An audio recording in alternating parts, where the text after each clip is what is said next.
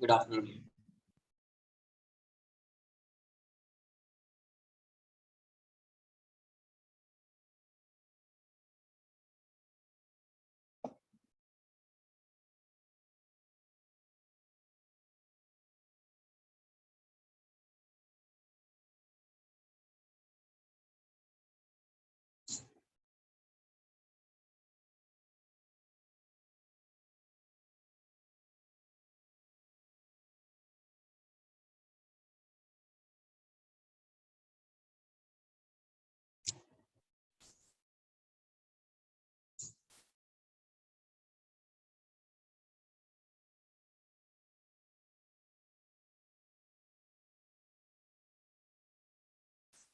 Exercise 1।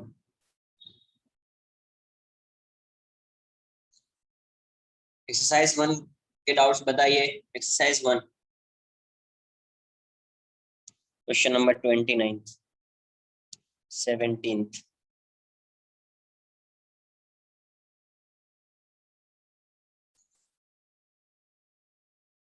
32,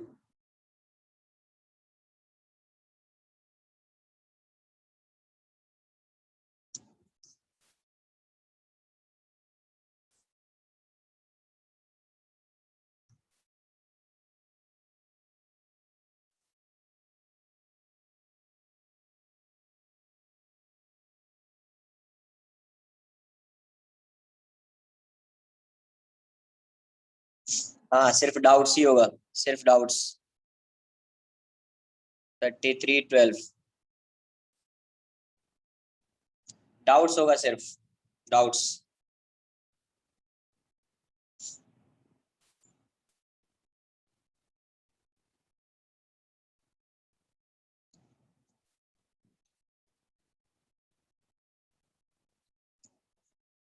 eighteen, 21, 22, 25, 27, 29, 30 कितना था यार?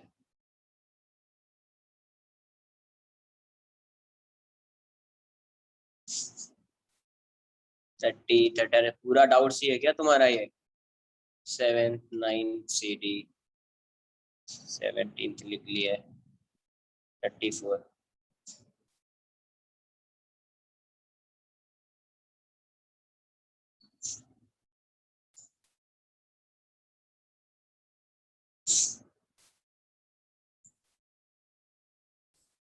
टेंथ 31 लिख लिया। 18, 28,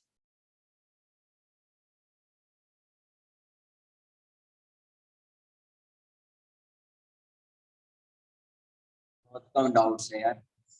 35 में 20 डाउट्स, बहुत कम ही डाउट्स है।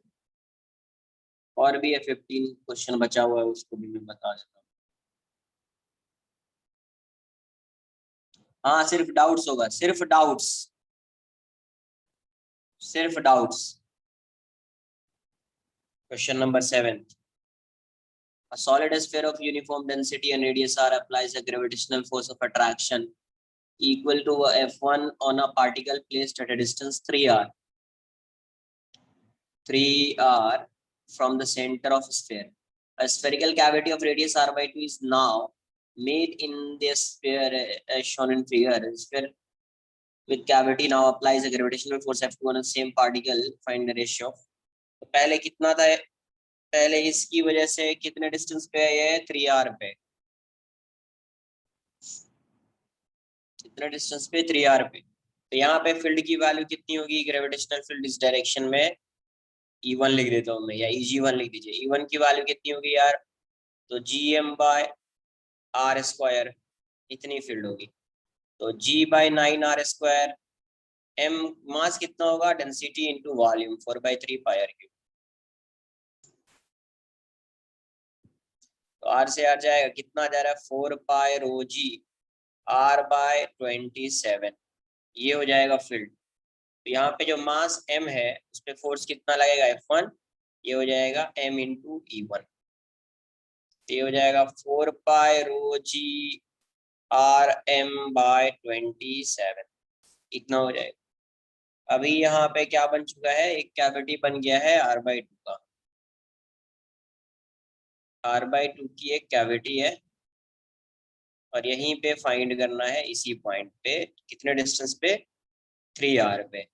तो पहले इसकी वजह, पहले विदाउट कैविटी फील्ड फाइंड करोगे तो E1 दिखेगा, इसकी वजह से E2 दिखेगा। तो E1 की वैल्यू तो ऊपर वाली ही आएगी यार, 4πρgr/27। E2 की वैल्यू कितनी आएगी, इसकी वजह से भी बाहर, कितना, जी एम डैश बोल दीजिए, स्मॉल एम बाय आर की वैल्यू कितनी होगी, तो 5r/2 हो जाएगा, यहाँ से यहाँ तक, सेंटर से यहाँ तक 5r/2। तो 5r/2 का स्क्वायर हो जाएगा, ये जाएगा 4g/25r²। मास की वैल्यू क्या हो जाएगी, डेंसिटी इनटू वॉल्यूम, 4/3πr/2 का होल क्यूब। इतना आ जाएगा 4g/25r² into rho into 4/4πr³ 3, तो पहले से ये 8 आ जाएगा। तो 4 से कितने टाइम्स में जाएगा, 2 से 2 से भी 2 टाइम्स में गया। तो r² से r² जाएगा तो कितना जाएगा, 2ρπgr/175r हो जाएगा। E2 इतना आ गया यार, E2 इतना आ गया है।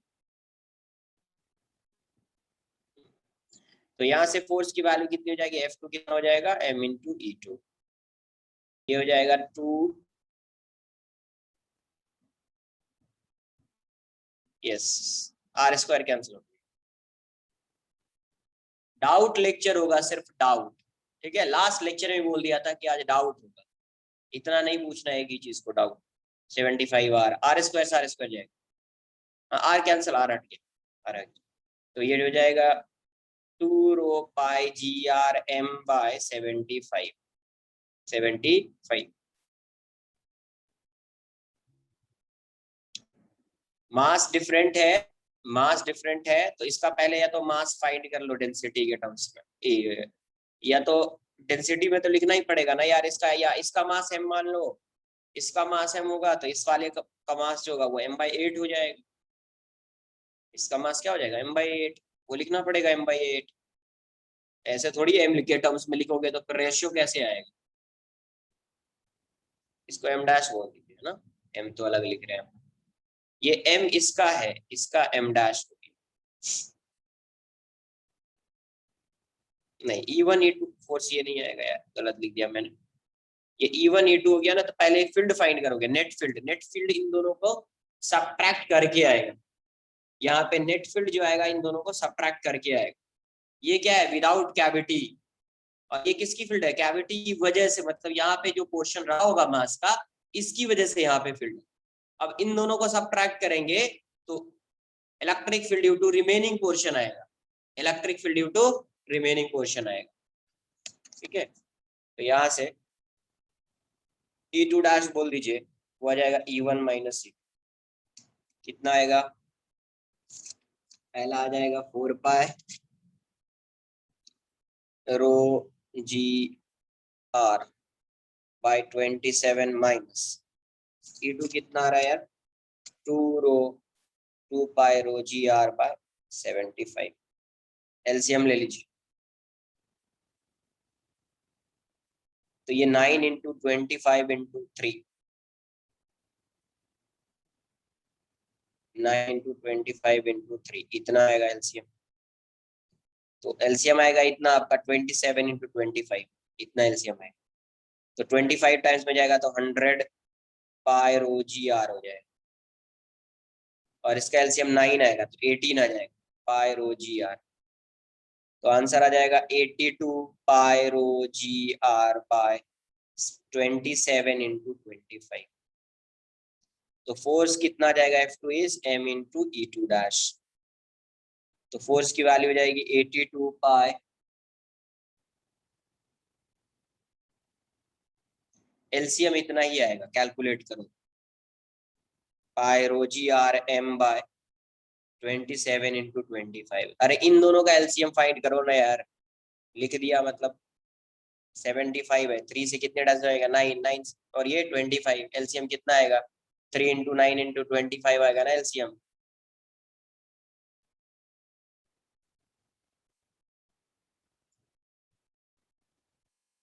तो F1/F2 की वैल्यू कितनी हो गई, क्या फाइंड करना था, F2/F1 या F1/F2, F2/F1, F2/F1 82 pi rho G R M by 27 into 25 divided by F1 की वैल्यू कितनी है, तो 4 पाई रो जी आर m/27, ये इंटू एम, ये है F1।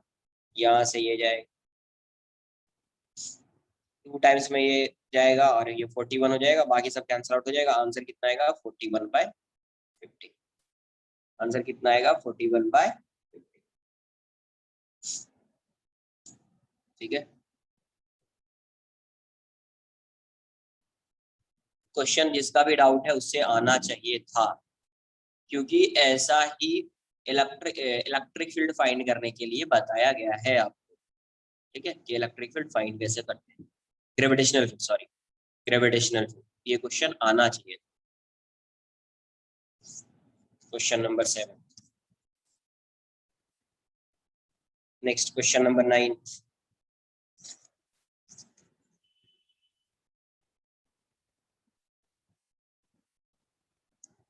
क्वेश्चन नंबर 9 में क्या दिया, particle of mass m is at a distance a from the surface of a thin spherical shell of equal mass and having radius, ये ऐसा है, इसका मास क्या है m है, इसका रेडियस a है, और यहाँ से a डिस्टेंस पे एक मास रख दिया यहाँ, ठीक है। Particle of mass m is at a distance a from the surface of a thin spherical shell of equal mass m and 0 at the center of shell, यहाँ पे फील्ड की वैल्यू और पोटेंशियल की वैल्यू 0 होगी, ऐसा question में बोला जा रहा है। सेकंड ऑप्शन क्या है, gravitational field is 0 not only inside the shell but also at a point outside the shell. Inside the shell, gravitational field alone is 0. Neither gravitational field nor gravitational potential is 0 inside the shell. अब बताओ इसके अंदर, इसको अगर आप count भी नहीं करेंगे तो इसके अंदर जो फील्ड की वैल्यू आती है वो क्या आती है, इसके अंदर जो फील्ड की वैल्यू आती है वो क्या आती है, ये बता दीजिए पहले। इसके अंदर पोटेंशियल फील्ड की छोड़ दो, पहले पोटेंशियल बताओ मुझे, इसके अंदर पोटेंशियल की वैल्यू क्या हो, ये कैसा सरफेस होता है, ये कैसा सरफेस होता है, इक्वी पोटेंशियल सरफेस होता है, कैसा सरफेस होता है, इक्वी पोटेंशियल सरफेस। तो ये इक्वी पोटेंशियल सरफेस है, तो इसके अंदर कहीं पे भी अगर आप फाइंड करते तो पोटेंशियल की वैल्यू कितनी होती है, -gm/a, लेकिन किसकी वजह से, खुद की वजह से, और इसकी वजह से भी कुछ आएगा, अच्छा इसकी वजह से आएगा वो भी नेगेटिव ही होगा, वो भी क्या होगा, नेगेटिव होगा, वो नेगेटिव होगा, तो इसका मतलब क्या होगा, अगर वो नेगेटिव हो गया यहाँ पे, इसके मीनिंग क्या हो कि पोटेंशियल जो होगा कहीं पे भी अगर आप फाइंड या सेंटर पे भी फाइंड करोगे पोटेंशियल, पोटेंशियल की वैल्यू 0 होगी, वीसी 0 होगा क्या, नहीं होगा, वीसी 0 होगा, नहीं होगा, इसको भूल जाइए, पहले ऐसे ही देख लीजिए, इसकी वजह से यहाँ पे कहीं पे भी पोटेंशियल फाइंड करोगे -gm/a, डायरेक्शन कुछ नहीं होता है, पोटेंशियल स्केलर क्वांटिटी है, तो इसकी वजह से भी फाइंड करोगे सेंटर पे डिस्टेंस 2a है, इसकी वजह से पोटेंशियल उतना ही होगा, -gm/2a हो गया, तो क्या पोटेंशियल यहाँ पे 0 होगा, नहीं, पोटेंशियल 0 नहीं है, आई बात समझ में, कहीं पे भी फाइंड करेंगे पोटेंशियल 0 नहीं हो। अब फील्ड की बात कर लेते हैं, तो फील्ड की जब बात करेंगे, अब ये बताओ इसकी वजह से यहाँ पे कोई फील्ड होगी, इस सरफेस की वजह से इसके किसी भी पॉइंट पे कोई फील्ड होगी, नहीं होगी, इसकी वजह से यहाँ पे कोई भी फील्ड नहीं होगी, इसकी वजह से फील्ड हो सकती है किसी भी पॉइंट पे, इसकी वजह से किसी भी पॉइंट पे फील्ड हो सकती है। अरे होगी या नहीं होगी? नहीं समझ में आ रहा है? कोई भी एक पॉइंट कंसिडर कर लो, यहाँ पे सेंटर, कुछ भी कंसिडर कर लो, मैं ये पॉइंट कंसिडर कर ली, इतना। इसका तो ये तो इसकी वजह से जीरो हो गया, इसको हटा दो। अगर होगी तो इसी की वजह से, तो मान लीजिए ये वाला डिस्टेंस आर है, ये डिस्टेंस आर है, ये आपको पॉइंट मास, यहाँ पे फील्ड बताना है। नहीं कुछ समझ में आ रहा था, गॉसियन सरफेस बना लिया। तो गॉसियन सरफेस हमेशा कैसा होता है? सिमेट्रिकल होता है, ऐसा बनेगा गॉसियन सरफेस यहाँ। तो क्या इसके अंदर, इस सरफेस के अंदर जब आप स्फेरिकल सरफेस बनाओगे गॉसियन सरफेस, इसके अंदर कोई मास आएगा? मास आएगा। जब मास की वैल्यू कुछ आ रही है तो फील्ड जीरो होगा। जब इसके अंदर कोई मास आ रहा है तो कहीं पे भी फील्ड की वैल्यू जीरो होगी? नहीं होगी। तो ना तो फील्ड जीरो होगा और ना ही पोटेंशियल जीरो। सिर्फ ये होता, शेल होता, ये नहीं होता तो पोटेंशियल नॉन जीरो होता, फील्ड जीरो हो जाता। फील्ड क्या हो जाता? जीरो हो जाता। बट इसकी वजह से फील्ड जीरो है, बट इस मास की वजह से यहाँ पे कहीं पे भी फाइंड करोगे फील्ड जीरो होगा? नहीं होगा, फील्ड जीरो नहीं होगा। गॉसियन सरफेस बना लो, इसकी वजह से तो जीरो है, इसकी वजह से देख लो गॉसियन सरफेस बना लिया, तो इसके अंदर मास तो है, मास है तो फील्ड भी होगा, जीरो नहीं। तो ना तो वीसी जीरो होगा, ना ग्रेविटेशनल फील्ड जीरो। क्लियर है?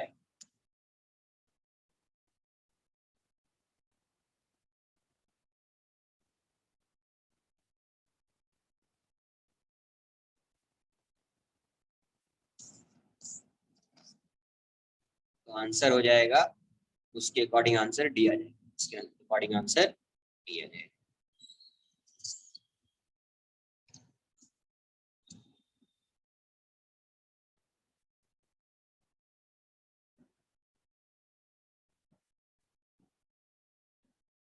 Question number 8, the mass and diameter of a planet are twice those of Earth. What will be the time period of oscillation of a pendulum on this planet if a second pendulum, if it is a second pendulum on Earth? नहीं आया होगा इसलिए कि तुम लोग को pendulum इसमें नहीं बताया, एसएचएम में बताया जाएगा।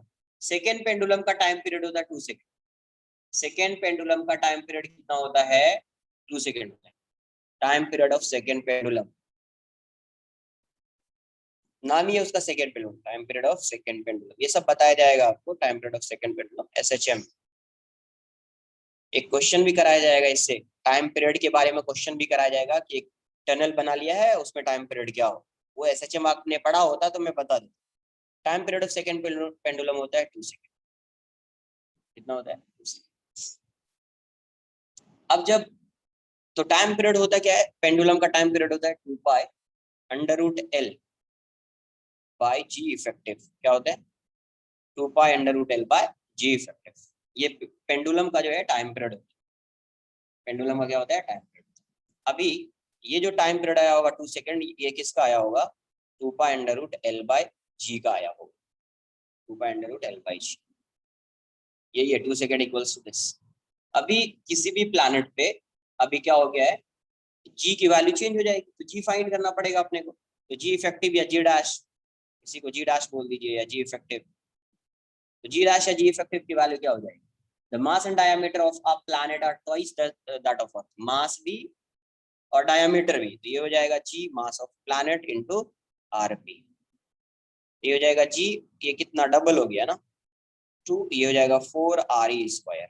ये हो जाएगा G M E by 2 R E square, तो ये हो जाएगा जी बाई 2।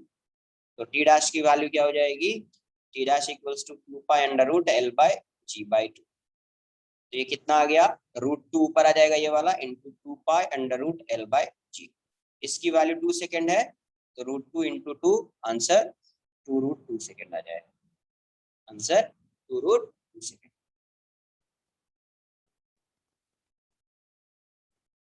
ठीक है। Question number 10, 3 point masses m h are moving in a circle, each with a speed v under their mutual gravitational attractive force. The distance between any two masses must. Two 2 particles का किया था, 4 particles का किया था, 3 particles का नहीं किया, और 3 पार्टिकल्स डाउट आ गया। 2 पार्टिकल्स का किया था ना, 3 पार्टिकल्स का भी, 4 पार्टिकल्स का किया था, 3 पार्टिकल्स नहीं किया था, वही डाउट आ गया। ये ऐसा होगा, यहाँ से ये है, यहाँ से ये पार्टिकल है, यहाँ से ये पार्टिकल, मास है, यहीं पे सेंटर रहा होगा, ये वाला, ये इक्विलेटरल ट्रायंगल बनेगा, क्या बनेगा, इक्विलेटरल ट्रायंगल बनेगा। और ये वाला जो सेंटर होगा सर्कम सेंटर बोल दीजिए, या सेंट्राइड बोल दीजिए, सब कुछ सेम होता है इसमें। तो ये वाला डिस्टेंस आर है, रेडियस ऑफ अर्थ, ये भी आर है और ये भी आर है। तो अपने को क्या फाइंड करना है, ये वाली वैल्यू फाइंड करनी है। अब देखो ये आर है, ये आर है, ये 30 डिग्री हो जाएगा, तो ये वाला डिस्टेंस कितना होगा, आर कॉस 30। तो जितना ये होगा उतना ये होगा, ये भी आर कॉस 30 होगा। तो ये लेंथ एल मान लेते हैं, तो एल की वैल्यू यहाँ पे क्या आ जाएगी, एल कितना आ जाएगा, एल आ जाएगा 2r cos 30। तो एल की वैल्यू हो जाएगी 2r cos 30 इज √3/2, 2 से 2 कैंसिल आउट हो जाएगा, एल की वैल्यू हो जाएगी √3r। अपने को एल चाहिए, एल चाहिए तो आर फाइंड करना पड़ेगा, एल चाहिए तो आर फाइंड करना पड़ेगा। अब कोई भी एक पार्टिकल कंसिडर, देखो इस पे जो फोर्स लग रहा होगा इसकी वजह से इस साइड लग रहा होगा, इस पे जो फोर्स लग रहा होगा इस साइड लग रहा होगा, इन दोनों का जो रिजल्टेंट आएगा, ये 30 डिग्री है, ये 30 डिग्री है, तो इन दोनों का रिजल्टेंट इस डायरेक्शन, ये वाली वैल्यू g m² / l², ये वाली वैल्यू g m m/l²। तो ये 30 है, ये 30 है, जब रिजल्टेंट फाइंड करोगे तो ये रिजल्टेंट सेंटर के टुवर्ड्स आएगा, और ये दोनों सेम है, और इसके बीच का एंगल कितना है, 60 डिग्री। मान लेते हैं इसकी वेलोसिटी भी है। तो इस पे जो सेंट्रीपिटल फोर्स लग रहा होगा, नेट फोर्स जो लग रहा होगा उस पार्टिकल पे, नेट फोर्स की वैल्यू क्या होगी, नेट फोर्स जो होगा हो जाएगा, आपको बताया है वेक्टर में, R = जब A और B सेम होता है तो 2a cos θ/2 हो जाता है। सेम वही फॉर्मूला यहाँ पे यूज कर लेंगे, सेम वही फॉर्मूला यहाँ पे यूज कर लेंगे। क्या हो जाएगा, 2a cos θ, a मतलब gm²/l² cos 60 degree by, FC कितना होगा, mv²/r, 2gm²/l² इंटू cos 30 हो जाएगा, cos 30 इज √3/2। आर की वैल्यू पुट कर दीजिए, एक m कैंसिल आउट हो गया, v², आर की वैल्यू पुट कर दीजिए एल के टर्म्स में, आर है आपका l/√3, तो l/√3 है 2gm/l² इंटू √3/2, ये कैंसिल आउट हो जाएगा, एक l कैंसिल आउट हो जाएगा, l की वैल्यू √3v² = √3gm/l आ जाएगा, gm/l है ना, gm/l, √3 से √3 जाएगा, तो l की वैल्यू आपको gm/v² हो जाएगी, l की वैल्यू आपको gm/v² हो जाएगी। तो यही आंसर हो जाएगा, यही आंसर है। ये था आपका क्वेश्चन नंबर 10। एक मिनट, 9 हो गया, 10 हो गया। Next question number 12।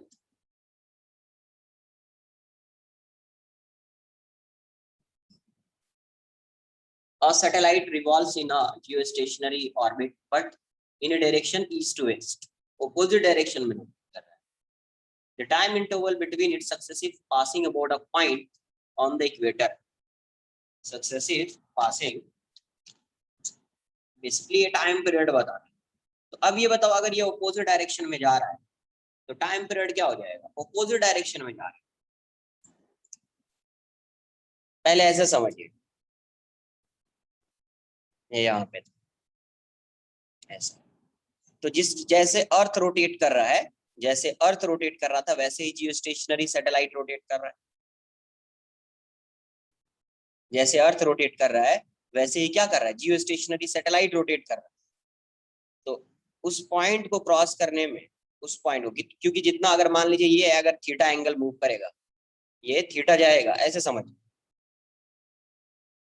पार्टिकल लो, पार्टिकल से समझ, एक पार्टिकल यहाँ पे लिया, ये पार्टिकल भी सपोज ऐसा जा रहा है, समझने की, और एक सैटेलाइट ऐसा है, ये भी इसी टाइप से ऐसा जा रहा है, समझ, ऐसा नहीं कि ये ऐसा जाएगा, इस पाथ पे देख रहे हैं, दोनों अगर सेम स्पीड से मूव कर रहा है तो ये पॉइंट यहाँ पे जो आएगा, ये इक्वेटर वाला पार्ट है, ये पॉइंट यहाँ पे जो आएगा तो एक टी टाइम में आएगा, तो ये पॉइंट भी उतना ही टाइम लेगा यहाँ से यहाँ तक आने में, ये पॉइंट भी उतना ही टाइम लेगा यहाँ से यहाँ तक आने में। बट अगर ये वाला पॉइंट इस डायरेक्शन में जाता, ये वाला इस डायरेक्शन में जाता और ये इस डायरेक्शन में जाता, दोनों अपोजिट डायरेक्शन में जाते, तो ये दोनों पॉइंट फिर कब मिलते? जब ये पॉइंट यहाँ पे आ जाएगा तब ये पॉइंट यहाँ पे आ जाएगा, यही होगा ना यार। इसका मतलब है कितने रोटेशन के बाद अभी मिलेगा, वो पॉइंट कितने रोटेशन के बाद उस पॉइंट पे आएगा? हाफ रोटेशन के बाद। कितने रोटेशन के बाद? हाफ रोटेशन के बाद। कुछ आई बात समझ में? मतलब अगर आप ओमेगा रिलेटिव फाइंड करोगे, ओमेगा रिलेटिव क्या होगा? दोनों अपोजिट डायरेक्शन में है, ओमेगा 1 प्लस ओमेगा 2 है, दोनों का ओमेगा सेम है, 2 ओमेगा आ जाएगा, क्योंकि ऑपोजिट डायरेक्शन में जा रहा है तो ऐड हो जाएगा। तो इसका टाइम पीरियड कितना हो जाएगा? T equals to 2 pi by omega relative, कितना जाएगा? 2 पाई बाय 2 ओमेगा, तो 1/2 इंटू 2 पाई बाय ओमेगा, तो अर्थ का टाइम पीरियड इतना होता है 2 पाई बाय ओमेगा, यही अर्थ है। तो 1/2 इंटू ये टाइम पीरियड ऑफ अर्थ हो जाएगा, मतलब 24 आवर्स, तो 1 इंटू 24 आवर्स, तो आंसर इसका कितना आएगा? 12 आवर्स। कितना आएगा? कुछ आई बात समझ में? अगर ऑपोजिट डायरेक्शन में जाएगा तो हाफ रोटेशन के बाद ही वो उस पॉइंट पे आ जाएगा, हाफ रोटेशन के बाद ही वो उस पॉइंट पे आ जाएगा, तो टाइम पीरियड कितना हो जाएगा इसका? 12 आवर्स। मतलब उस पॉइंट को वो कितने टाइम में क्रॉस करेगा? तो 12 आवर्स। क्लियर है?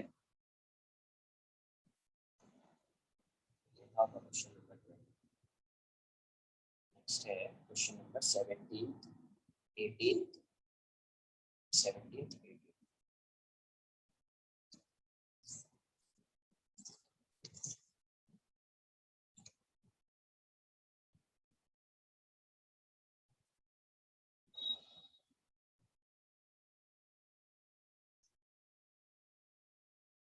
सेवेंटीन में क्या दिया हुआ है? An artificial satellite of the earth releases a package, if air resistance is neglected, the point where the package will hit with respect to the position at the time of release will be अब ये बताओ कि अगर release कर रहे हैं, कहीं यहां से रिलीज कर रहे हैं, कहीं यहां से रिलीज कर रहे हैं, तो अगर ये सैटेलाइट जा रहा है, सैटेलाइट क्या कर रहा है? जा रहा है, तो सैटेलाइट किसी ऑर्बिट में होगा, an artificial satellite of the earth releases a package, ये किसी ना किसी ऑर्बिट में होगा ये सैटेलाइट,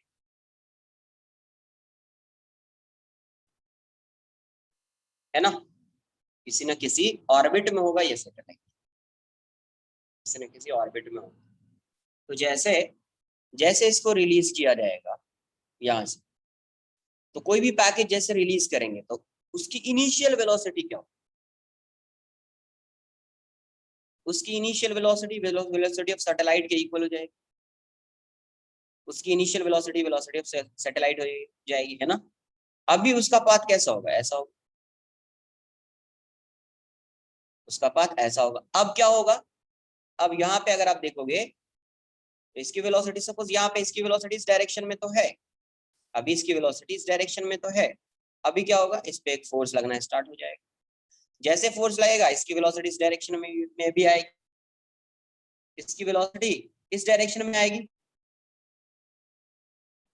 तो अभी ज्यादा से ज्यादा क्या हो सकता है? इसका पाथ जो है ये ऐसा हो सकता है, ऐसा भी क्यों होगा? ऐसा भी नहीं होगा, देखो यहाँ से सिर्फ क्या होगा, ये क्या करेगा? ऐसा भी नहीं होगा। ये बताओ, फोर्स इस डायरेक्शन में लग रहा है, वेलोसिटी इस डायरेक्शन में है, वो जिस ऑर्बिट में रहा होगा, जिस ऑर्बिट में वो रहा होगा, फोर्स इस डायरेक्शन में, ये फोर्स क्या करेगा? सिर्फ इसके डायरेक्शन को चेंज करेगा। तो डायरेक्शन को चेंज होने का मतलब वही है कि वेलोसिटी अभी ऐसा है तो थोड़ा सा ऐसा होता जाएगा, ऐसा होता जाएगा, मतलब कैसा पाथ आएगा? एक ऑर्बिट में मूव करेगा ये, एक ऑर्बिट में मूव करेगा, सर्कुलर ऑर्बिट में। अगर पहले ये सर्कुलर ऑर्बिट में रहा होगा तो सर्कुलर ऑर्बिट में मूव करेगा, एलिप्टिकल जिस ऑर्बिट में रहा होगा उसी ऑर्बिट में ये मूव करता रहेगा, है ना। तो आंसर इसका ए नहीं होना चाहिए, अहेड, एग्जैक्टली बिलो, बिहाइंड, ये भी नहीं होगा। It will never reach the earth, D आ जाएगा आंसर, आंसर डी हो जाएगा। हाँ, आंसर क्या हो जाएगा, डी हो जाएगा, जिस ऑर्बिट में था। क्योंकि ये फोर्स क्या है, इस वेलोसिटी के परपेंडिकुलर है, तो ये सेंट्रीपिटल फोर्स हो गया। सेंट्रीपिटल फोर्स हो गया तो ये वेलोसिटी के मैग्नीट्यूड को चेंज नहीं करेगा, सिर्फ इसके डायरेक्शन को चेंज करेगा, सिर्फ इसके डायरेक्शन को क्या करेगा, चेंज करेगा। डायरेक्शन को चेंज करने का मतलब है इसका पाथ क्या कर देगा, वो सर्कुलर कर देगा। तो जैसा ये सैटेलाइट मूव कर रहा था वैसा ही ये पैकेज भी क्या करता रहेगा, है ना, इसके एक पर्टिकुलर ऑर्बिट में क्या करता रहेगा, एक मूव करता रहेगा, रोटेट करता रहेगा।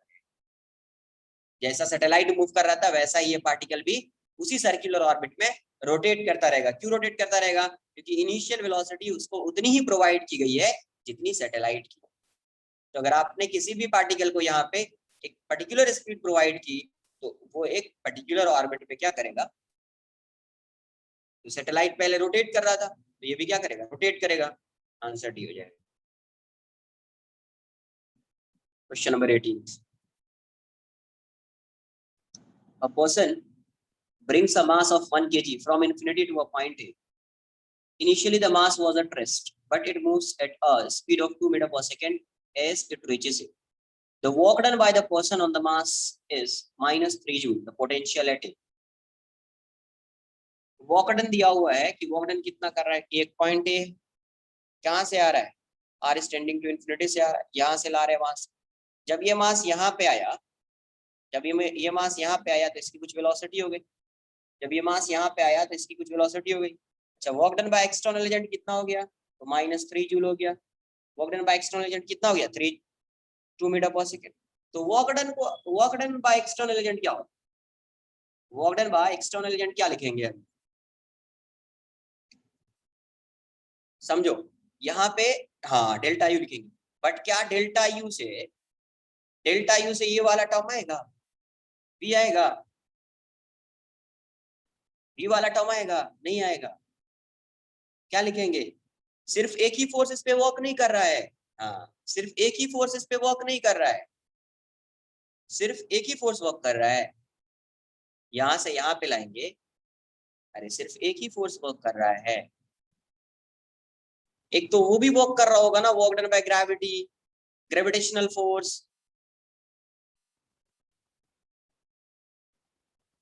अरे ग्रेविटेशनल फोर्स भी वर्क कर रहा होगा ना, बात आ रही है समझ में। तो आप ऐसे लगाएंगे, work done by all forces equal to change in kinetic energy. Very good, यही क्वेश्चन। अरे ये बताओ, अब बोलोगे कि सर यहाँ पे तो मास है नहीं। अरे मास नहीं है तो पोटेंशियल कहाँ से आएगा, क्वेश्चन में क्या पूछा गया, यहाँ का पोटेंशियल बताना है ना, ग्रेविटेशनल पोटेंशियल। तो यहाँ पे ग्रेविटेशनल पोटेंशियल किसी ना किसी मास की वजह से आ रहा होगा ना, कोई ना कोई सोर्स तो रहा होगा जिसकी वजह से ग्रेविटेशनल पोटेंशियल यहाँ पे आएगा। बात आ रही है समझ में, वो दिखेगा नहीं बट पोटेंशियल पूछा गया है तो कोई ना कोई सोर्स होगा जिसकी वजह से यहाँ पे पोटेंशियल है। तो यहाँ पे ये लगाएंगे, work done by all forces equals to change in kinetic energy. वो नहीं यार, तो यहाँ से क्या आ जाएगा, work done by an external agent plus work done by gravitational force equals to K E final minus के ई इनिशियल, माइनस के ई इनिशियल। अरे सिर्फ इसके वर्क करने से इसकी पोटेंशियल, इसकी वेलोसिटी नहीं आई है, यहाँ पे ग्रेविटेशनल फोर्स भी वर्क कर रहा होगा। यहाँ पे पोटेंशियल गिवन है, पोटेंशियल गिवन है तो कोई ना कोई मास तो होगा यहाँ पे, उसी की वजह से यहाँ पे पोटेंशियल आएगा। तो जब इस साइड से मास को यहाँ पर ला रहे हो, इसकी वेलोसिटी आ जा रही है, वेलोसिटी नहीं आती क्या होता था, समझो पहले कैसे सॉल्व करते थे, इस चीज को समझिए कि कब क्या होता है। Work done by external agent equals to minus delta U plus delta U, ये कब लिखते हैं, ऐसा वाला टर्म कब आता है, when the particle is moved, particle when the particle is displaced from its original position, from its initial position या original position, slowly displaced, slowly लिख, slowly का मतलब कभी velocity आती थी इसकी, इससे पहले जो बताया था कि work done by an external agent equals two plus change in potential energy लिखते थे, कहीं पे वेलोसिटी आती थी, पार्टिकल की वेलोसिटी होती थी कहीं पे, स्लोली मूव करते थे, तो स्लोली जब मूव कर रहे हैं तो उसकी वेलोसिटी क्या रहेगी, जीरो रहेगी, जीरो रहेगी, या यहाँ पे जितनी वेलोसिटी थी यहाँ पे भी उतनी ही वेलोसिटी थी, तो उस केस में वेलोसिटी जो चेंज इन काइनेटिक एनर्जी जो होता था वो हो जाता था जीरो, यही होता था ना यार।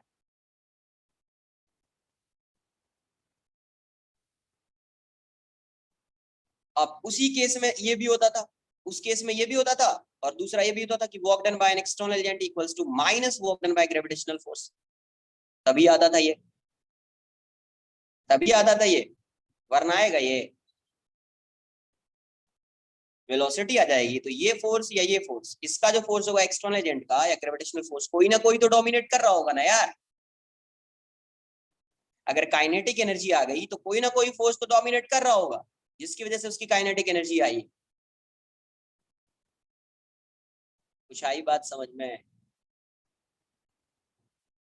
तभी ये दोनों अगर सेम हो जाता था, कैंसिल आउट हो जाता था और काइनेटिक एनर्जी जीरो हो जाती, बट अभी अगर इसकी वेलोसिटी आ गई है, इसका मतलब दोनों फोर्स की वैल्यू जो है वो इक्वल नहीं है, वो इक्वल नहीं है, तो अभी इसको कैसे सॉल्व करेंगे, ऐसे work done by an external agent 3 joule दिया हो, वर्क डन बाय ग्रेविटी क्या होता है, minus change in potential energy equals to half mv square minus 0, तो यहाँ से क्या आ जाएगा, -3 minus m into delta V equals to half m, m given है, m कितना है यार 1 kg है,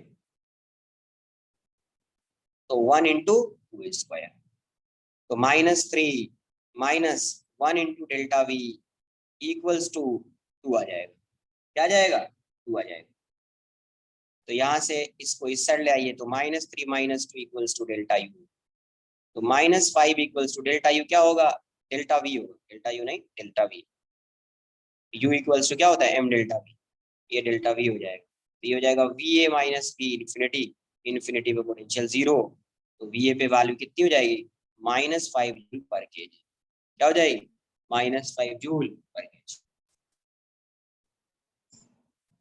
कुछ आई बात समझ में? ये इंपॉर्टेंट होता है, स्लोली तभी काइनेटिक एनर्जी जीरो होगी, तभी ऐसा होगा, अगर स्लोली नहीं है, अगर उसकी वेलोसिटी आ गई है, change in kinetic energy non zero है, ये लगाए,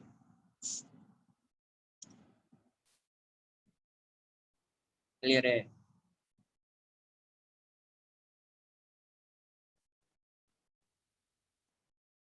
काइनेटिक एनर्जी नॉन जीरो है, ये लगेगा।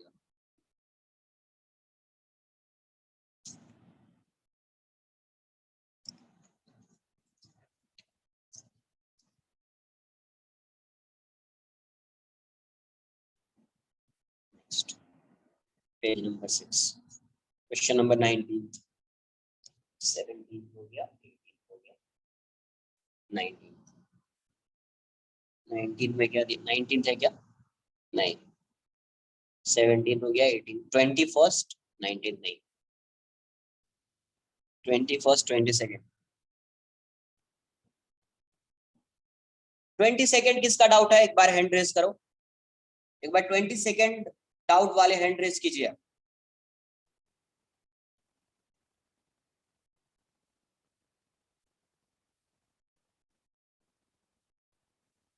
22nd किसका डाउट, तो फिर अभी मैं चैट में देखूंगा किसका डाउट, उसका एक भी डाउट नहीं बताने वाला हूँ, ठीक है? क्लास नोट्स देखता ही नहीं है, डाउट पूछने लगता है ये, डिट्टो क्वेश्चन क्लास नोट्स में 22nd वाला। नेक्स्ट लेक्चर से वैसे स्टूडेंट का डाउट बताऊंगा ही नहीं, फिर क्लास नोट्स को रिवाइज करता नहीं है या सॉल्व भी नहीं किया होगा वो, पर यहाँ पे आगे पूछ रहा है सर ये बता दो वो बता दो,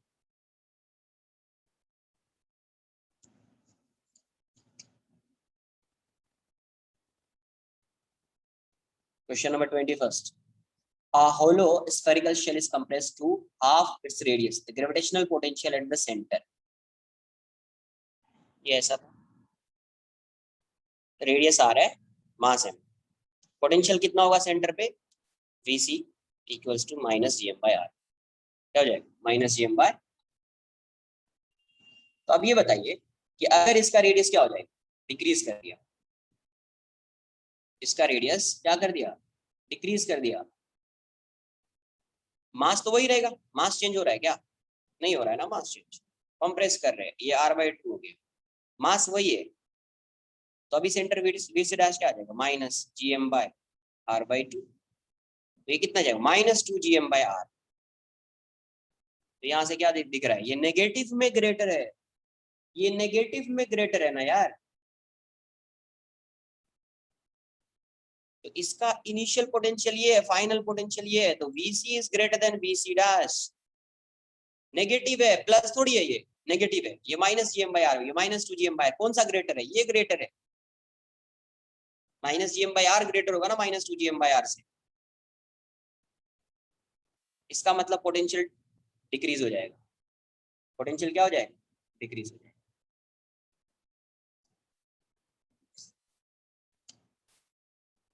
क्वेश्चन नंबर 21. नेक्स्ट आपका है क्वेश्चन नंबर 25, 27, 28, 29. 25.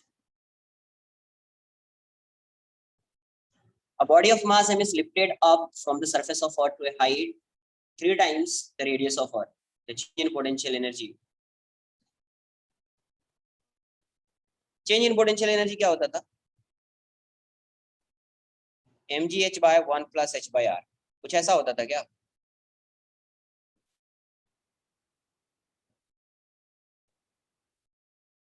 पुट करो वैल्यू, h की वैल्यू कहां से निकाला है, from the surface of earth to height, from the surface of earth to height 3 times, ये 3r है, 1 plus 3r/r.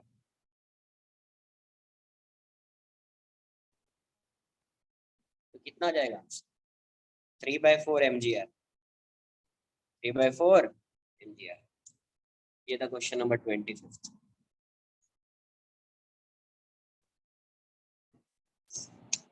Next question number 27.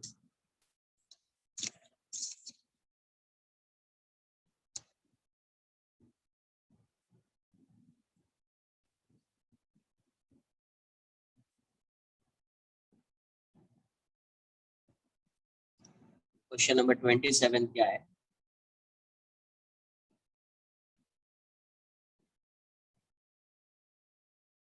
Question number 27 में दिया हुआ है, when a satellite moves around the earth in certain orbit, the quantity which remains constant. क्या constant रहेगा ये बता, 27th में क्या कांस्टेंट है, ये सब डाउट्स आता है ना, तो फिर पता है पढ़ाने का कुछ बिल्कुल भी मूड नहीं करता है, ऐसा क्वेश्चन अगर किसी का डाउट आ जाता है ना. ये बताओ, सैटेलाइट कोई भी ऑर्बिट में मूव कर रहा है, when a satellite moves around the earth in a certain orbit, किसी भी पाथ में मूव कर रहा है, कैसा भी पाथ, ट्रेजेक्टरी उसकी कैसी भी, यहाँ पे अर्थ है मान लीजिए,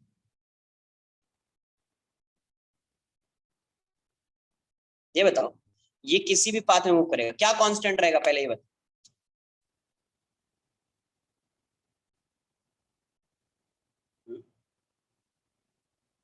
क्या कांस्टेंट रहेगा, अभी इस ऑर्बिट में है, इस ऑर्बिट से मान लो इस ऑर्बिट में आ गया, कैसे भी ऑर्बिट में आ गया, किसी भी ऑर्बिट में आ गया, क्या कांस्टेंट रहेगा,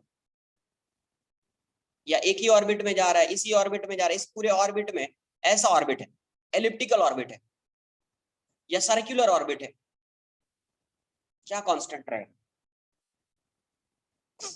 सर्कुलर होता, क्योंकि अपने को हर क्वेश्चन में गिवन नहीं है कि कैसा ऑर्बिट है, सर्कुलर होता तो ओमेगा भी कांस्टेंट होता, एंगुलर वेलोसिटी भी कांस्टेंट होती, बट अगर एलिप्टिकल ऑर्बिट लोगे, एलिप्टिकल ऑर्बिट लोगे तो ओमेगा कांस्टेंट नहीं रहेगा, ओमेगा चेंज होता रहेगा. क्या कहीं पे भी फाइंड करते थे, बताया था कि एल क्या रहता है, हमेशा कांस्टेंट रहता है, एल क्या रहेगा, हमेशा कांस्टेंट रहेगा. अगर सपोज ये इस पे मूव कर रहा होता एलिप्टिकल पे, तो ये आई ओमेगा हो जाता। आई कांस्टेंट नहीं होगा क्योंकि डिस्टेंस चेंज हो रहा है, तो ओमेगा भी कांस्टेंट नहीं होगा, ओमेगा चेंज हो रहा है, ओमेगा चेंज हो रहा है क्योंकि आई कांस्टेंट नहीं है, आई क्या है, वेरिएबल है।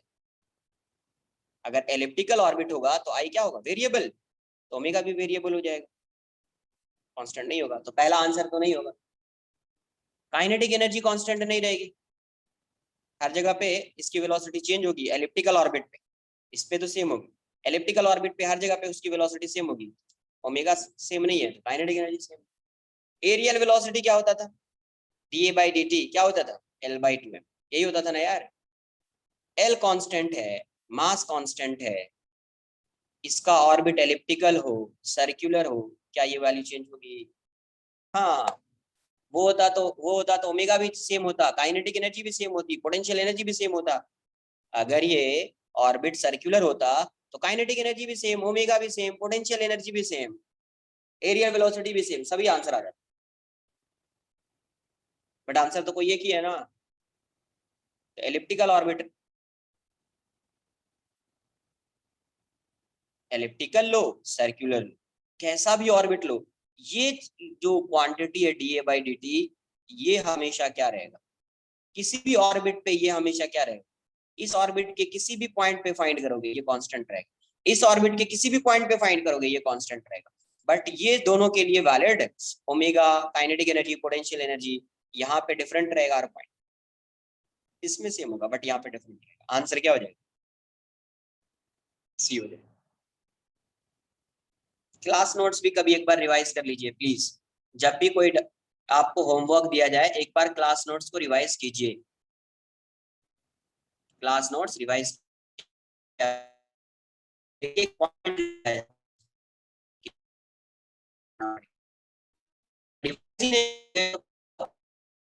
कोई फायदा नहीं है पढ़ाने का। Question number 28, a satellite is launched into a circular orbit of radius r around the earth, ठीक है। a second satellite is launched into an orbit of radius 1.02 r, the period of second satellite is larger than the period of first one by approximately, percentage find करना है कि कितने percent का change हो रहा है। तो पहला आर है, पहला क्या है, आर है। तो देखिए इसको ऐसे कीजिए, इसको आप डायरेक्टली अब ऐसे सॉल्व कर लीजिए। टी स्क्वायर बताया था, अगर ये सर्कुलर ऑर्बिट में जा रहा था, T square is directly proportional to R cube, या इसको आप ऐसे लिख सकते हैं, T is directly proportional to R raise to 3/2। तो इसको हटाओगे तो कोई कांस्टेंट टर्म आएगा, सी आर रेज टू 3/2, ये क्या है, कोई भी टर्म आता था कांस्टेंट ही रहता था वो, ये कांस्टेंट, जो भी टर्म आता था कांस्टेंट होता था, ये क्या है, कांस्टेंट। तो एक बार मैं ऐसे फाइंड कर लेता हूँ, ये वाली चीज तो बताई थी आपको मैंने, z इक्वल्स टू कहीं पे ऐसा है, कोई कांस्टेंट है मान लीजिए 5, x raise to a y raise to b, तो delta z by z equals to 5 constant है, उसको हटा दीजिए, a delta x by x, percentage find करना है तो 100% लिख दीजिए इनटू 100%। आपको ये पढ़ाया भी जाएगा आगे जब एरर एंड मेजरमेंट बताया जाएगा, बट ये तो बताया होगा मैंने कहीं ना कहीं, तो ये बताया,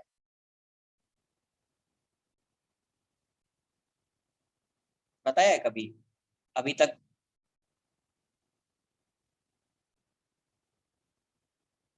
अरे यस और नो, नहीं बताया है तो कॉपी कर लीजिए, बताया है कभी?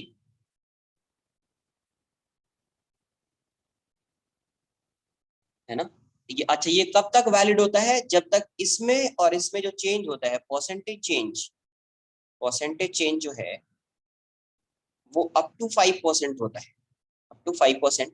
तभी आप डायरेक्टली ऐसा है तो आप ये फॉर्मूला लगा सकते हैं, ऐसा है तो आप ये फॉर्मूला लगा सकते हैं। तो ऑप्शन में एक बार मैं देख लेता हूँ कितने परसेंट का, तो देखो 5% से कम का है, मतलब ये वाला फॉर्मूला लग सकता है, आंसर जो है वो 5% से कम का है, मतलब ये वाला फॉर्मूला लग सकता है। तो delta T by T into 100% equals to कितना आ जाएगा, कांस्टेंट तो चला जाएगा, तो 3/2 into delta R by R into 100%, तो ये परसेंटेज।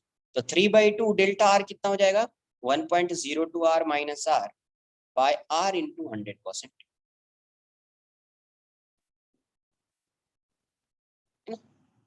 ये आ जाएगा। तो 3/2 ये कितना हो गया 0.02, आर से आर कैंसल आउट हो गया इंटू 100%, तो ये हो जाएगा 2 से 2 कैंसल आउट हो जाएगा, आंसर 3% आ जाएगा। आंसर कितना जाएगा 3%, आंसर 3% आ जाएगा। डायरेक्ट लिख देंगे।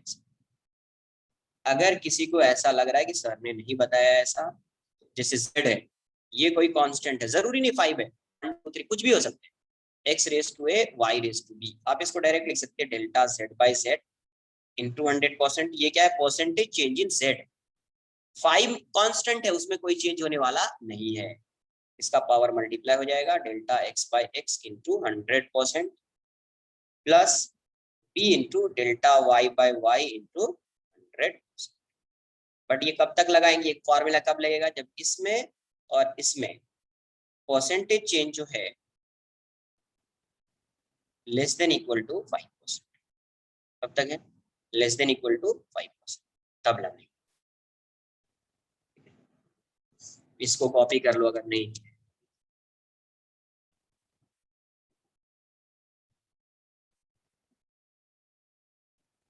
क्वेश्चन नंबर 28 हो चुका है, 27 हो चुका है, question number 29 30 32 33 34 35।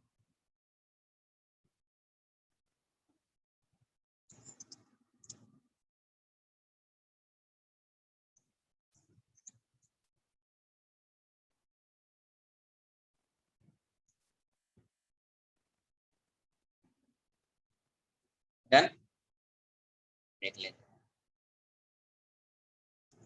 Question number 29।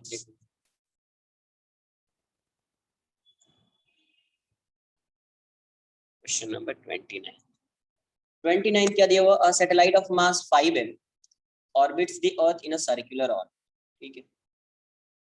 At one point in its orbit the satellite explodes into two pieces, one of mass m and other of mass 4m. After the explosion the mass m ends up traveling in the same circular orbit but in opposite direction. After explosion the mass 4m is in 4m किस में जाएगा, अच्छा 5m का 5m है और मान लीजिए उसका रेडियस कुछ r मान लिया और ये मास 5m है, मास पे तो डिपेंड करेगा नहीं, v नॉट की वैल्यू हो जाएगी, सर्कुलर ऑर्बिट में जा रहा था, इसमें जा रहा था सर्कुलर ऑर्बिट में ये जा रहा था, तो इनिशियल वेलोसिटी जो कि ऑर्बिटल वेलोसिटी आ जाएगी जी, इसका कुछ मास होगा मास ऑफ अर्थ, तो G M E by R, यही होता है ऑर्बिटल स्पीड, ये क्या होता है ऑर्बिटल स्पीड होता है। अब ये बताओ इसमें जो एक्सप्लोजन हुआ होगा तो किसी फोर्स की वजह से हुआ होगा, मतलब जो एक्सप्लोजन हुआ है वो किसकी, इंटरनल फोर्स की वजह से, तो इंटरनल फोर्स की वजह से एक्सप्लोजन हुआ है, इसका मतलब क्या होगा P initial equals to P final होगा, है ना। तो अभी देखो क्या करेंगे अपन, हाँ इंटरनल फोर्स की वजह से हुआ इसीलिए P initial equals to P final, तो अभी अपना क्या है ये 5m v नॉट होगा, ये कितना होगा 5m v नॉट इनिशियल।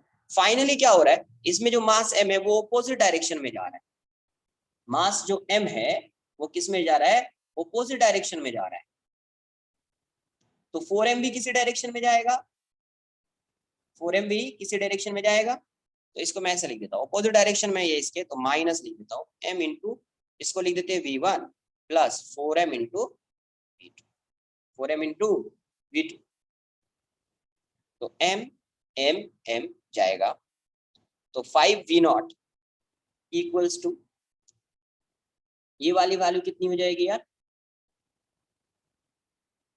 ये वाली वैल्यू जो है ये -v1 plus 4v2, -v1 plus 4v2,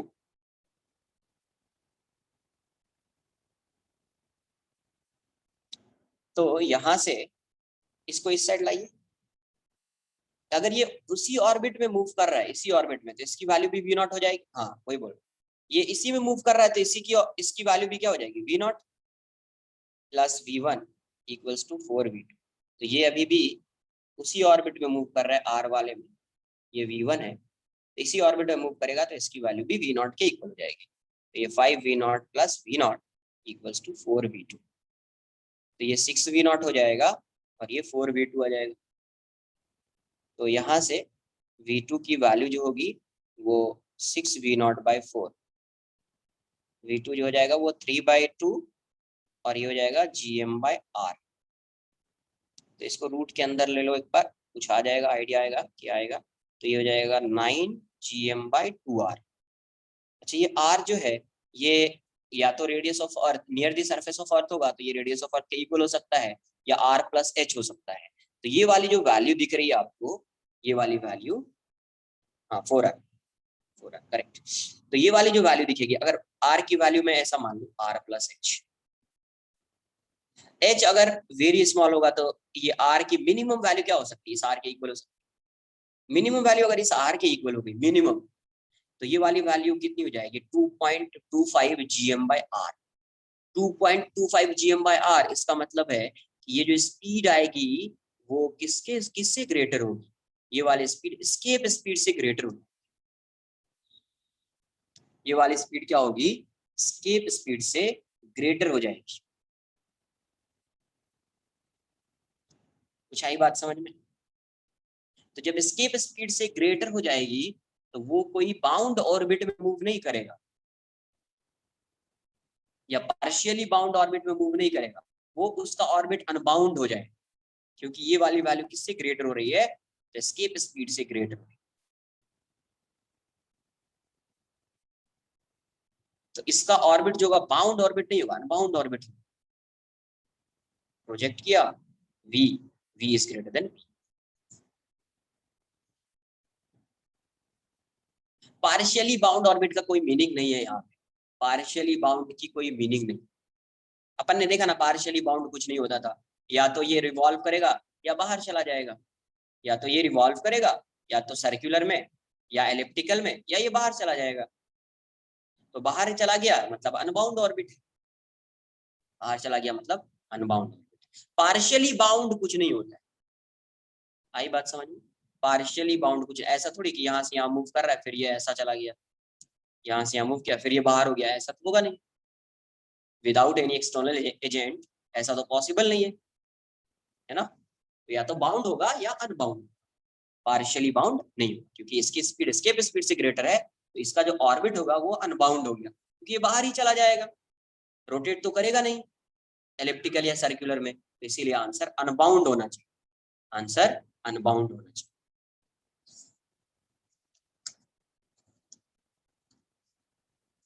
question number 29 हो गया, 38।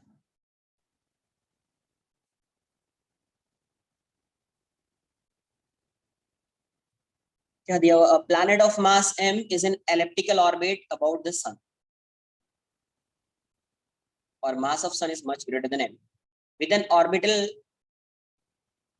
period time period t, if a be the area of the orbit then angular momentum would be, a जो है वो एरिया है तो एंगुलर मोमेंटम क्या होगा, कोई बताएगा इसका आंसर।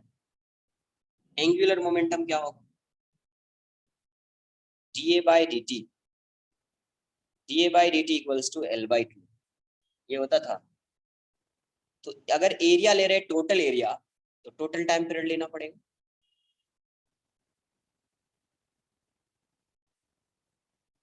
Equals to l/2m। तो एंगुलर मोमेंटम क्या हो गया, l equals to 2ma/t, 2ma/t। खत्म हो गया question. Question number 32।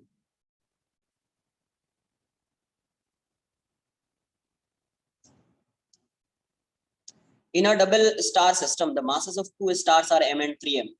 The orbit radius, उस टाइम पे बोलो ना यार, डाउट्स पूछ रहा हूँ तो। 31st क्या दिया, the satellite is orbiting around the earth in a particular orbit, its time period is t and orbital speed is v. In another orbit the orbital speed is 2v, then time period। तो t और v का relation क्या होता है, t और v का relation होता है 2 pi r by v, यही होता है ना, t equals to 2 pi r by v। and t और v का रिलेशनशिप ऑल्सो v की वैल्यू क्या होती है under root G M by R. तो यहाँ से v स्क्वायर की वैल्यू क्या हो जाएगी, t और r का, t और v का रिलेशन चाहिए, r का नहीं चाहिए, जी एम बाई आर हो जाएगा। तो r की वैल्यू कितनी हो जाएगी, G M by V square. Hence t की वैल्यू कितनी हो जाएगी, 2 pi r by 2 pi, r की वैल्यू हो जाएगी G M by V square. तो t क्या हो जाएगा, 2 पाई/gm/v क्यूब मतलब tv cube equals to constant, tv cube equals to क्या हो जाएगा, constant. Hence tv cube equals to क्या हो जाएगा, t dash into 2v cube, t dash into 2v cube. तो tv cube equals to t dash into 8v cube हो जाएगा, v cube से v क्यूब जाएगा, t डैश की value t/8, t/8। ठीक है,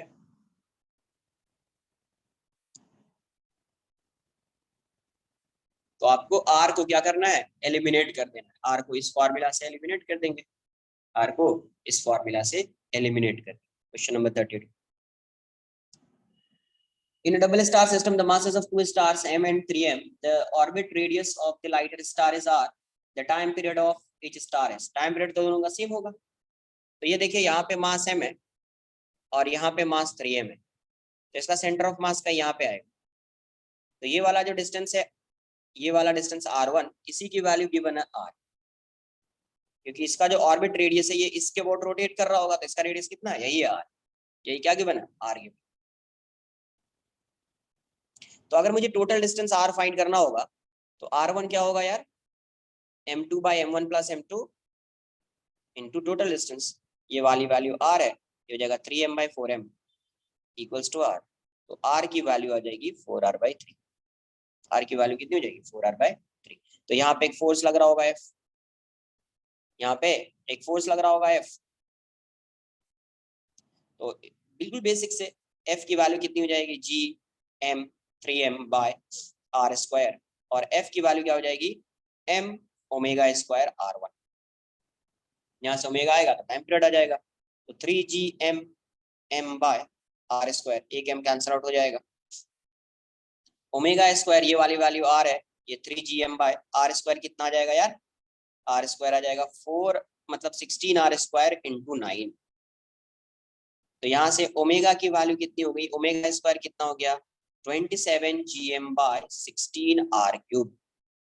तो ओमेगा कितना आ जाएगा, 27Gm/16r³। ओमेगा कितना आ जाएगा, 27Gm/16r³। बट 27 तो कहीं दिख नहीं रहा है, 27 तो कहीं दिख नहीं रहा है। आंसर नन ऑफ दीज है क्या फिर। टी की वैल्यू कितनी हो जाएगी, 2 पाई/ओमेगा, ये हो जाएगा 2 पाई √16r³ / 27 कहीं दिख नहीं रहा है, तो आंसर आई थिंक डी हो जाएगा फिर इसका। आंसर इसका डी हो जाएगा, ये हो जाएगा टाइम पीरियड। ठीक है,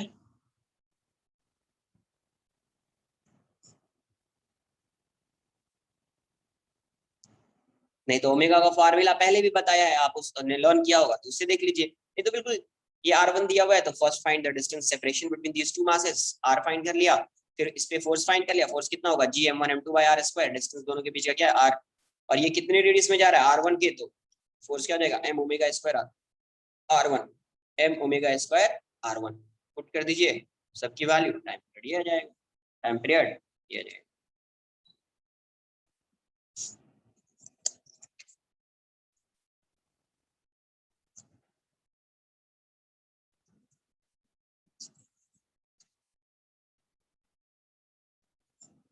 question number 33, 32nd, 33rd, 34th, 35th. A spaceship of mass m is in circular orbit of radius 2 re about the Earth of mass m and radius re. Energy required to transfer the spaceship to a, किसका doubt है ये भाई, किसका doubt है ये,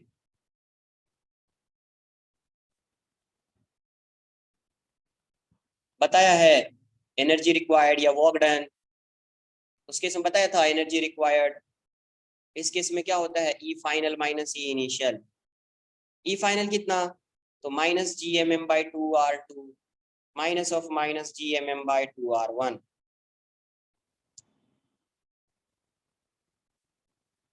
ऐसा बताया था, अरे हाँ या ना, यस और नो।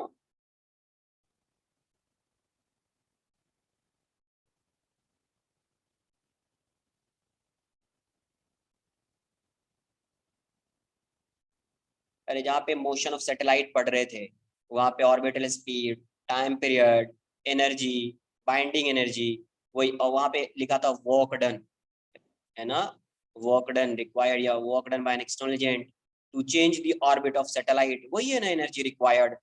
वर्क डन जो एक्सटर्नल एजेंट वर्क कर रहा है वो क्यों कर रहा है, क्योंकि उतनी एनर्जी रिक्वायर्ड है ना।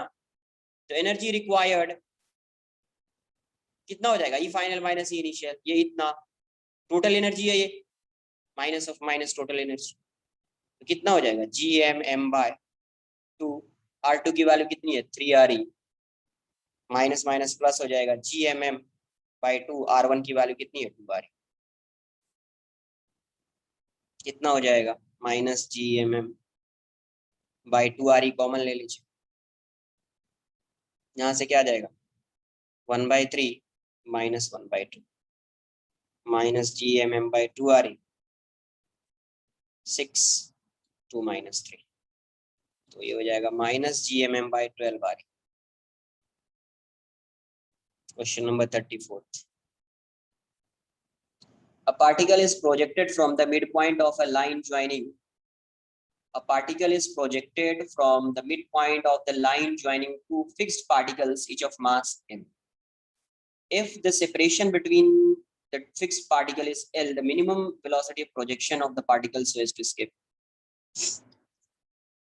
यहाँ पे ऐसा है, ये मास m है, ये मास m है, आंसर कैपिटल में दिया हुआ है तो m होगा, ये भी m होगा, ठीक है, कैप्स में आंसर है तो m होगा। Particle is projected from the fixed two particles each of mass mm, mid point यहाँ से एक पार्टिकल को प्रोजेक्ट किया m नॉट मान लीजिए, ये वाला डिस्टेंस L/2 है और ये वाला डिस्टेंस भी L/2, कितने वेलोसिटी से, स्केप स्पीड से प्रोजेक्ट किया, तो फाइनली ये कहीं पे जाएगा तो r इक्वल्स टू इन्फिनिटी हो जाएगा, फाइनल वेलोसिटी 0 हो जाएगी, फाइनल वेलोसिटी क्या हो जाएगी 0 हो जाएगी। मिनिमम स्पीड चाहिए, मिनिमम स्पीड चाहिए, फाइनल वेलोसिटी 0 करना पड़ेगा, तो यहाँ पे क्या लगाते हैं conservation of energy, using conservation of energy, तो total initial energy equals to total final energy, तो इनिशियल एनर्जी कितनी है, तो इसकी वजह से यहाँ पे पोटेंशियल कितना, तो minus G M by L/2 into mass से मल्टीप्लाई कर दिया potential energy,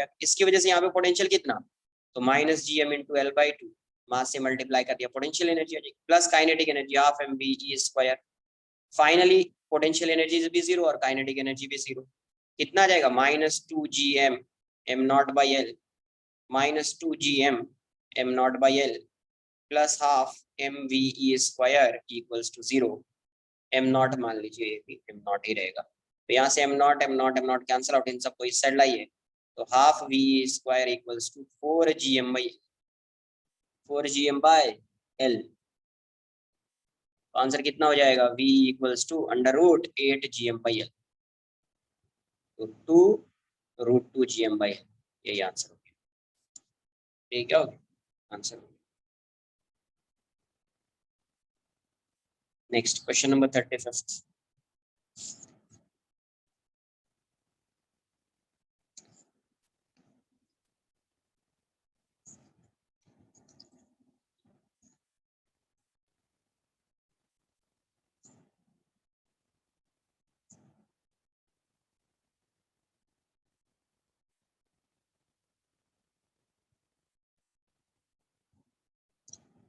the escape speed of a planet for a planet is v0. A tunnel is dug along a diameter of the planet and a small body is dropped into it at the surface. When the body reaches the center, क्या बोला जाए, अभी क्या बोलूं, इस समय कुछ बोलने, अब खुद बोलने का ये नहीं कर रहा, अब जो पूछोगे ना आराम से बता दूंगा, कुछ बताने का क्या मतलब है, फिर पढ़ाने का कोई समझ में आ रहा है, कोई फायदा नहीं दिख रहा मुझे। ये सब क्वेश्चन पूछ रहा है, ऐसा क्वेश्चन नहीं किया। यहाँ पे एक टनल बना दिया, यहाँ से पार्टिकल को रिलीज किया, यहाँ से पार्टिकल आके सेंटर पे स्ट्राइक कर रहा है, उस केस में स्पीड फाइंड किया है।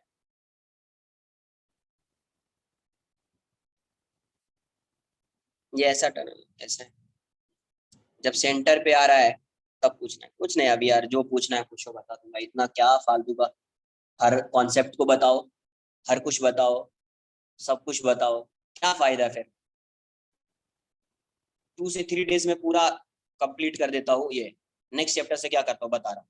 3 to 4 डेज लगेगा कॉन्सेप्ट क्लियर होने में, तो 3 to 4 डेज में कॉन्सेप्ट क्लियर, मतलब 3 to 4 लेक्चर में कॉन्सेप्ट हो जाएगा पूरा। फिर 3 to 4 डेज में जो भी बुकलेट है, बुकलेट डिस्कशन, क्योंकि वो क्वेश्चन जो तुम्हारे क्लास नोट्स में होगा उस टाइप का क्वेश्चन तुम पूछोगे ही ना यार, फिर तो फिर क्या फायदा है। नहीं, उस टाइप का क्वेश्चन तुम पूछोगे ही, तो फिर वो क्वेश्चन क्लास नोट्स में होने का कोई फायदा है क्या।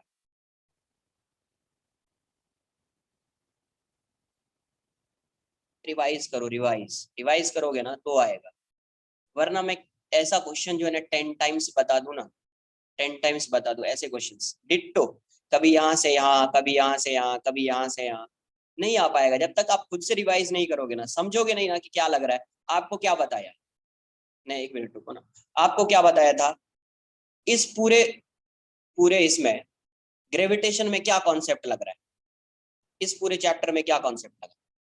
स्टार्टिंग से इसी चीज पे फोकस कर रहा हूँ, कुछ नया चीज तो आ नहीं रहा है। स्टार्टिंग कुछ फॉर्मूला आ रहा है पोटेंशियल का और फील्ड का, इसके अलावा कुछ नया नहीं है। सिर्फ फॉर्मूला जो आ रहा है पोटेंशियल और फील्ड, इसके अलावा इस चैप्टर में कुछ भी नया नहीं।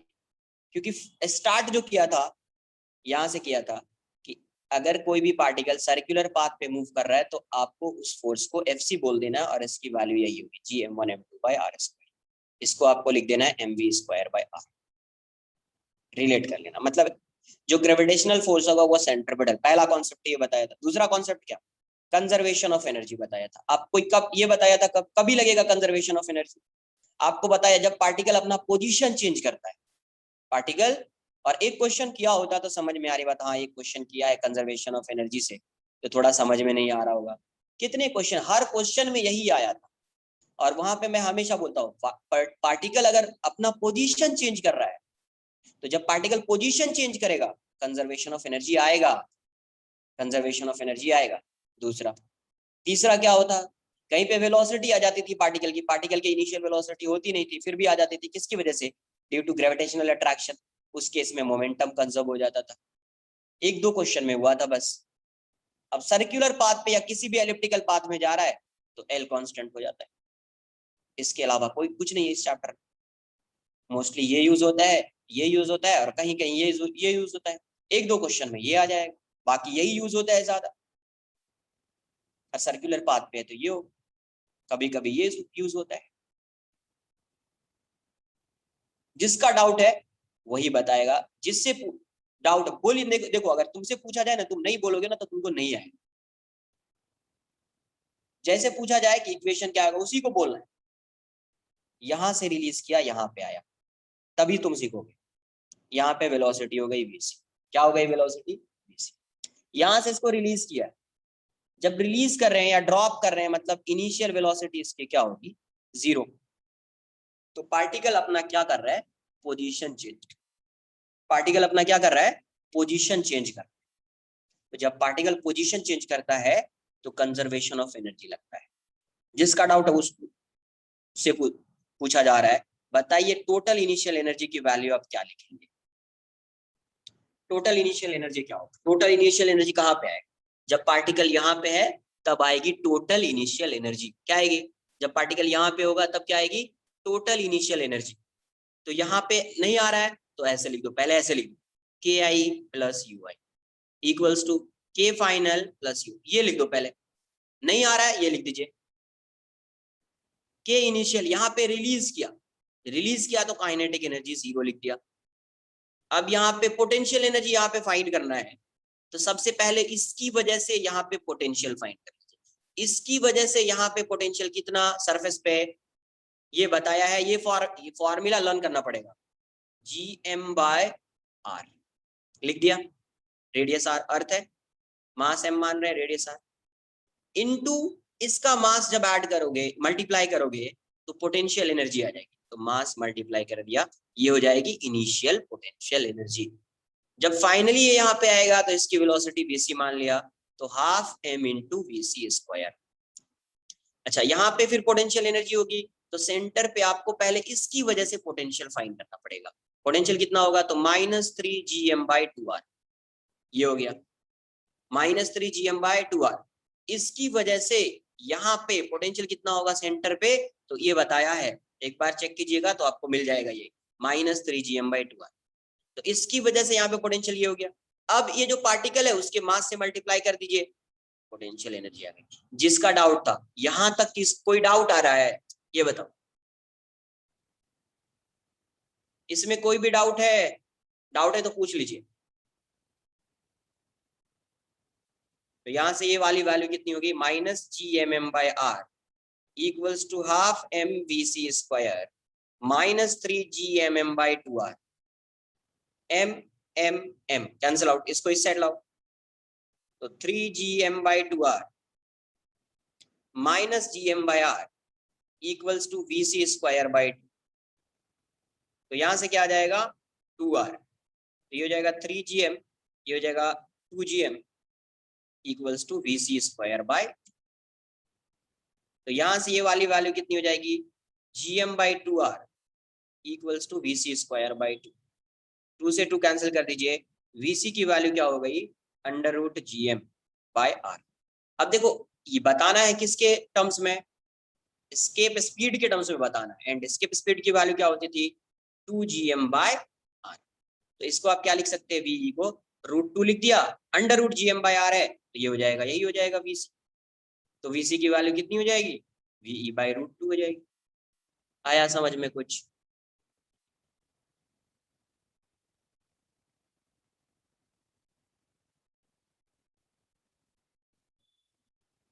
अगर नहीं आ रहा है तो एक बार रिवाइज कीजिए, जो क्वेश्चन सॉल्व किया गया है लेक्चर नोट्स, तुम्हारे लेक्चर नोट्स में जो भी क्वेश्चन सॉल्व किया गया उसको खुद से सॉल्व करो, रीड मत करो। रीड करोगे नहीं आएगा सब्जेक्ट। अगर तुमने क्वेश्चन को रीड करना स्टार्ट किया, उसके सॉल्यूशन को रीड करना है, क्वेश्चन को तो रीड करना ही है, क्वेश्चन तो रीड करोगे ना यार, क्वेश्चन तो रीड करोगे, लेकिन जब सॉल्यूशन को तुम रीड करना स्टार्ट करोगे ना, नहीं आएगा, सब्जेक्ट आएगा ही नहीं, वो सब्जेक्ट ही नहीं आएगा। तुम क्वेश्चन को एक बार रीड कर लीजिए, सॉल्यूशन जो भी अगर यहाँ पे सॉल्व किया हुआ है उसको रीड मत करो, सॉल्व करो खुद से, खुद से सॉल्व करो। अब बोलोगे सर इतना टाइम तो है नहीं, अभी कैसे सॉल्व करें, उसको रीड कर लेते हैं बुकलेट। अरे बुकलेट सॉल्व तभी होगा जब तुमको ये आएगा, तब तो बुकलेट सॉल्व होगा ना यार। जो तुम्हारे क्लास नोट्स में क्वेश्चन कराया गया है वो पहले वो आएगा, तब तो बुकलेट सॉल्व होगा। जिसको आ रहा है वो बुकलेट सॉल्व करे, जिसको नहीं आ रहा है पहले उसको सॉल्व करो। समझो क्यों ये कॉन्सेप्ट क्यों लग रहा है, ऐसा नहीं कि सर ने लगा दिया ये कॉन्सेप्ट तो अपने को भी यही कॉन्सेप्ट लगा देना है। अरे क्यों लग रहा है ये समझना इंपॉर्टेंट, कि ये मैंने क्यों लिखा total initial energy equals to total five, ये इंपॉर्टेंट। जब तक ये चीज क्लिक नहीं होगी ना, कोई भी क्वेश्चन को रीड करने के बाद जब तक ये क्लिक नहीं होगा ना, क्वेश्चन सॉल्व होना टफ हो जाएगा। तब सिर्फ उतने क्वेश्चंस हो सकते हैं जितने आपके क्लास नोट्स में है, उसी टाइप के उतने ही क्वेश्चन हो सकते हैं। जब कोई नया क्वेश्चन आएगा ना, उसको सॉल्व करना बहुत टफ हो जाएगा फिर। इसलिए जब क्वेश्चन को आप सॉल्व कीजिए तो एक बार ये भी समझिए कि यही क्यों लगा, total initial energy equals to total final energy क्यों लगा दिया, वेलोसिटी फाइंड करना था, फोर्स फाइंड कर लेते, इंटीग्रेट कर देते, कुछ कुछ कर देते, वैसा वो करना था। ये क्यों किया, ये इसलिए किया क्योंकि पार्टिकल का वर्टिकल पोजीशन चेंज हो रहा है। जब पार्टिकल का वर्टिकल पोजीशन चेंज होता है ना, और वेलोसिटी फाइंड करनी होती है, तो वेलोसिटी फाइंड करने का अगर जनरल क्वेश्चन है, जनरल क्वेश्चन अगर वो काइनेमेटिक्स का क्वेश्चन नहीं है, एक जनरल क्वेश्चन दिख रहा है, मतलब work energy theory, work power and energy, centre of mass, collision, rotation, उस टाइप का क्वेश्चन दिख रहा है, तो जैसे वेलोसिटी फाइंड करना है तो एक दो चीज क्लिक होनी चाहिए।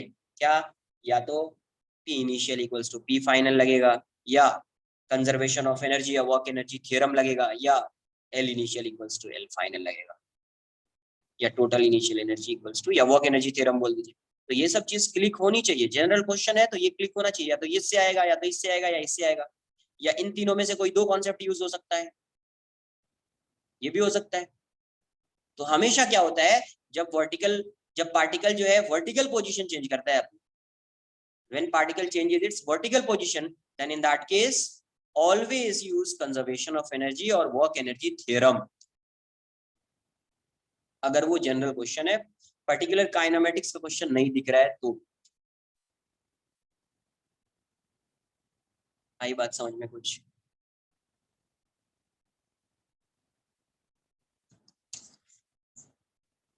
डाउट पूछना मना नहीं है, ऐसा नहीं कि तुम डाउट इतना बोल दिया कि ये क्यों पूछ दिया, वो क्यों पूछ दिया, पूछना बिल्कुल ये नहीं है, तुमको जितना डाउट से पूछो। बट ये चीज तो देखो ना यार, कि अगर वैसा ही क्वेश्चन आपके क्लास नोट्स में है तो एटलीस्ट जब आप एक बार रिवाइज करेंगे ना, तो आपको ऐसे क्वेश्चन डाउट्स नहीं आएंगे, ऐसे क्वेश्चन आपको डाउट्स नहीं आएंगे। ये बोला जा रहा है, ऐसा नहीं बोला जा रहा है कि आप डाउट्स पूछो ही मत, डाउट्स तो जितना लाओगे उतना सही है, लेकिन क्या होना चाहिए, डाउट्स वैसा होना चाहिए जो क्लास नोट्स में नहीं किया गया है। तब डाउट्स है तो समझ में आ रही बात, हाँ इसने सॉल्व किया है, डाउट्स आ रहा है। लेकिन क्लास नोट्स में डिट्टो क्वेश्चन है, वो भी तुम्हारा डाउट्स आ रहा है, इसका मतलब तो यही होता है ना कि आपने रिवाइज नहीं किया इसके, है ना। तो एक बार आप रिवाइज कीजिए और उसके बाद जो भी डाउट्स आ रहे हैं, डाउट्स के लिए ही तो है ये लेक्चर, क्या है आज, डाउट्स का लेक्चर है, तो डाउट्स ही होगा इसमें। लेकिन एक बार नोट्स, क्लास नोट्स को रिवाइज करना कंपलसरी है, उसको रिवाइज कर लीजिए, उसके बाद जो भी डाउट्स पूछते रहिए आप। एक्सरसाइज 2 में कितने डाउट्स है यार? 5-7 मिनट से कुछ हो जाएगा, 10 क्वेश्चन है। एक्सरसाइज 2 क्वेश्चन नंबर 3 का सी, 9 का सी। और भी किसी को कोई डाउट्स है? ऐसा नहीं कि आप डाउट्स है नहीं पूछ रहे, वो काम मत करना यार, डाउट्स है तो पूछ लो, मैं कुछ भी बोलूं तुमको डाउट से पूछ लेना है।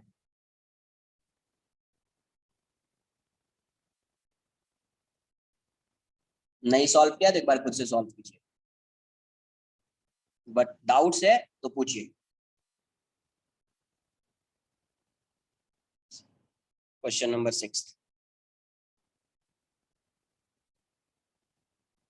देख लेते एक बार। क्वेश्चन नंबर 5 थर्ड क्या है? Gravitational potential at the center of curvature of a hemispherical ball of radius r and mass m is v। Gravitational potential,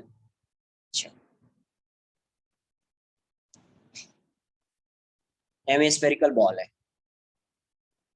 ऐसा रहा होगा, ऐसा बना देते।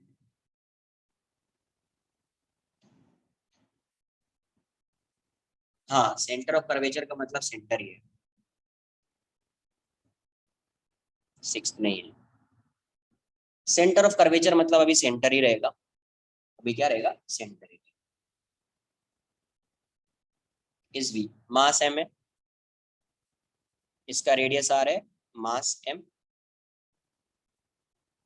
अभी क्वेश्चन में क्या पूछा है? Gravitational potential at the centre of curvature of a thin uniform wire of mass m bent into a semi circle of radius r is equal to v।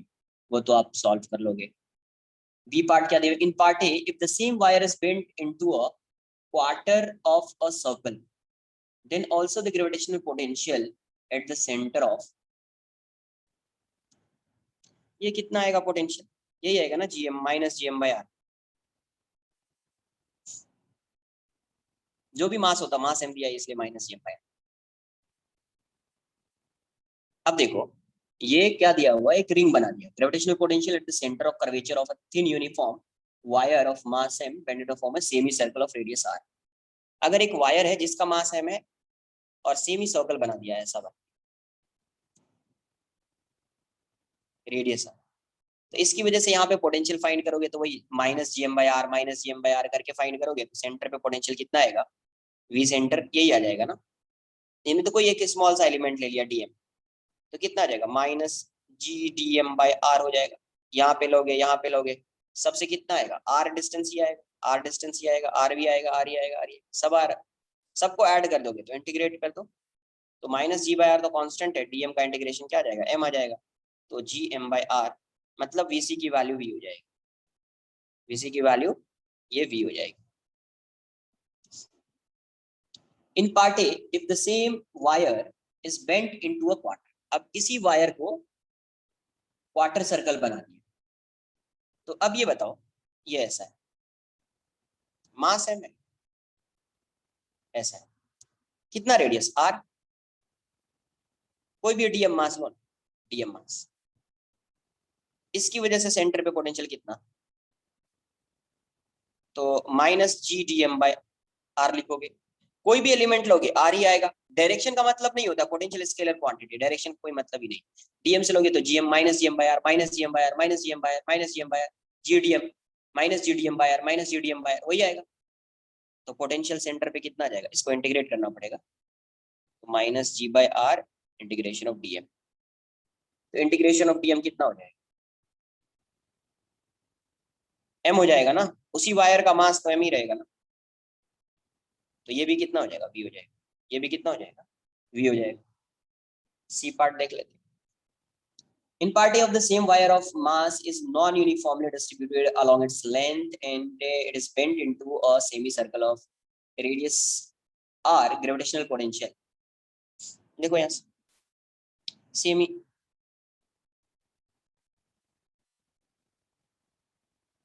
नहीं नहीं नहीं, अभी सिर्फ इसकी डेंसिटी चेंज हो गई, इसकी डेंसिटी क्या हो गई होगी, चेंज हो गई हो, मास उतना ही है। इसका मतलब ये हुआ, इसका मतलब ये हुआ अगर वायर वही है, वायर ऐसा है, ऐसा समझ, ऐसा था पहले, ये वायर था ऐसा, अभी इतना ही वायर है बट ये ऐसा हो चुका है, ऐसा हो चुका है, वाटर सर्कल। आई बात समझ में, पहले ऐसा था, ये ऐसा था, सेमी सर्कल था, अब ये ऐसा बन चुका है, ठीक है। अब देखिए सेंटर पे फाइंड करना है। अभी यहाँ पे क्या है, ये यहाँ पे जो मास है वो नॉन यूनिफॉर्म है, यूनिफॉर्म नहीं, तो कोई भी एक स्मॉल सा एलिमेंट ले लिया डीएम, ये वाला डिस्टेंस आर, तो इसकी वजह से पोटेंशियल कितना, VC minus G DM by R, integrate कर देता हूँ तो माइनस जी बाय आर तो बाहर ही आएगा ना डीएम। अब ये बताओ कहीं पे ज्यादा मास होगा, कहीं पे मास डेंसिटी ग्रेटर होगी, कहीं पे लेस होगी, बट फिर भी यहाँ से यहाँ तक अगर आप डीएम को ऐड करोगे, यहाँ से यहाँ तक कहीं पे डेंसिटी लेस होगी, कहीं पे मोर होगी, बट अगर आप यहाँ से यहाँ पर डीएम को ऐड करोगे तो आपको इंटीग्रेशन ऑफ डीएम क्या मिलेगा, एम ही आएगा ना।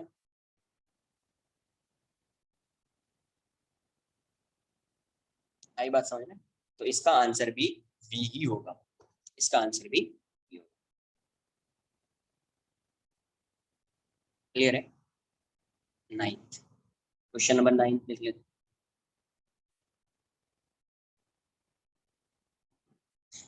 9th रीड करके होगा क्या, यस कोई भी आर्क लो, कोई भी आर्क लो हमेशा यही रहे, कोई भी आर्क ले लीजिए हमेशा minus G M by R ही आएगा, क्योंकि डिस्टेंस सेंटर से उस आर्क का डिस्टेंस, उस आर्क के हर पॉइंट का डिस्टेंस सेंटर से क्या है, सेम है सेम। जैसे अगर एग्जांपल ले लिया ऐसा, मान लो ये ऐसा ले लिया, इससे इस यहां से इस साइड का मास है 2m और यहां से इस साइड का मास है m, लेंथ तो दोनों का सेम है, लेंथ दोनों का क्या है सेम, रेडियस आर है, आर आर। सेंटर पे पोटेंशियल की वैल्यू कितनी, सेंटर पे पोटेंशियल, तो इसकी वजह से कोई भी पॉइंट लोगे तो minus G D M by R, G D M by R, G D M by minus के साथ minus G D M by R, G D M by, यहाँ से यहाँ तक ऐड करोगे क्या आएगा, minus G two M by are. इसका यहाँ से यहाँ तक लोगे कितना है, minus G D M by R, minus G D M by R, सब एम यहाँ से यहाँ तक क्या आएगा, एम है, minus G M by R हो जाएगा। तो सेंटर पे पोटेंशियल की वैल्यू ये आ जाएगी minus 3 G D M by R. हाँ अगर फील्ड की बात करते ना, तो फील्ड में डायरेक्शन होता है, तब वो इम्पोर्टेंट है, तब इसका फील्ड कैसा होता है, अगर फील्ड फाइंड करते, इसकी वजह से फील्ड इस साइड, इसकी वजह से फील्ड इस साइड, इसकी वैल्यू डिफरेंट, इसकी वैल्यू डिफरेंट, क्योंकि मास डिफरेंट है। अभी इन दोनों का रिजल्टेंट जिस डायरेक्शन में जाएगा आएगा वही, ये ग्रेटर होगा इससे क्योंकि इसका मास ग्रेटर है, तो ये ग्रेटर होगा, तो नेट फील्ड इस साइड आएगी, नेट फील्ड इस साइड, ऐसा हो जाएगा। ये ईजी हो गया, EG1, EG2, ये EG नेट, ऐसा हो जाएगा। बट पोटेंशियल में तो डायरेक्शन होता ही नहीं, तो डायरेक्ट वैल्यू पुट कर देंगे। क्वेश्चन नंबर 9, नाइन्थ क्या दिया है, satellite S is moving in an elliptical orbit around the earth. ठीक है, the mass of the satellite is very small compared to the mass of earth, the acceleration of S is always directed toward the centre of earth. ये बताओ, ये तो I think सही हुआ ना, कहीं पे अर्थ है। ये बताइए कि कभी भी जब ये पार्टिकल, इस पे फोर्स हमेशा किस डायरेक्शन में लगेगा? ये सैटेलाइट यहाँ पे, ये सैटेलाइट यहाँ पे आ गई, फोर्स इस डायरेक्शन, सैटेलाइट यहाँ पे आ गई, फोर्स इस डायरेक्शन, सैटेलाइट यहाँ पे आ गई, फोर्स इस डायरेक्शन। फोर्स का डायरेक्शन तो यही रहेगा ना, फोर्स का डायरेक्शन, फोर्स का डायरेक्शन चेंज होगा क्या?